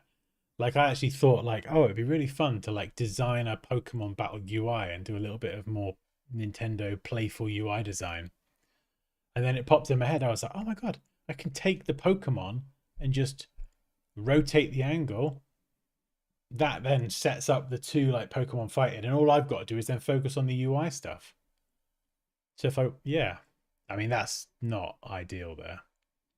You know, I'd probably, some of this is pretty good. I probably need to go and work on that.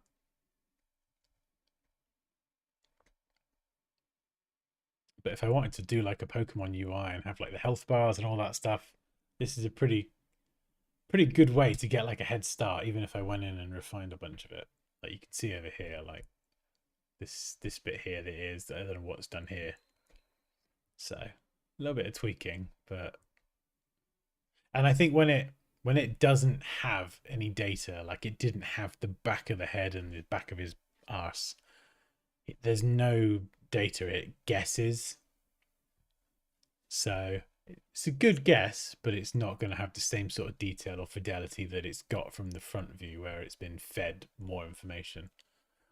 Anyway, I've got a video coming out on that, useful little tidbit. But yeah, we're going to leave it there. That is where I've got to. Yeah, hopefully you enjoyed it. I'll probably see you tomorrow or Sunday. We'll carry it on. yeah, I have to carry it on because when I start something, I'm like a dog with a bone. I just want to eat it. Don't want to stop. Whatever the analogy is. Oh, anyway, have an amazing evening, guys. I'll be in the Discord, lurking, doing things probably, and eating chili. If you want to, shh, I haven't finished yet. If you want to join the Discord, it's at dansky.com. There's a link to the community. We're all bonkers. I'm sure you'll love it. Course is pinned at the bottom of the chat if you want to master Photoshop and you can tolerate the sound of my voice. Poppy, anything you'd like to add? What? Anything you'd like to add? Apples and pears, spiders in your hair. Yeah. Bye. And on that note, I'll see you later. Bye. Wow. What an outro. What an outro.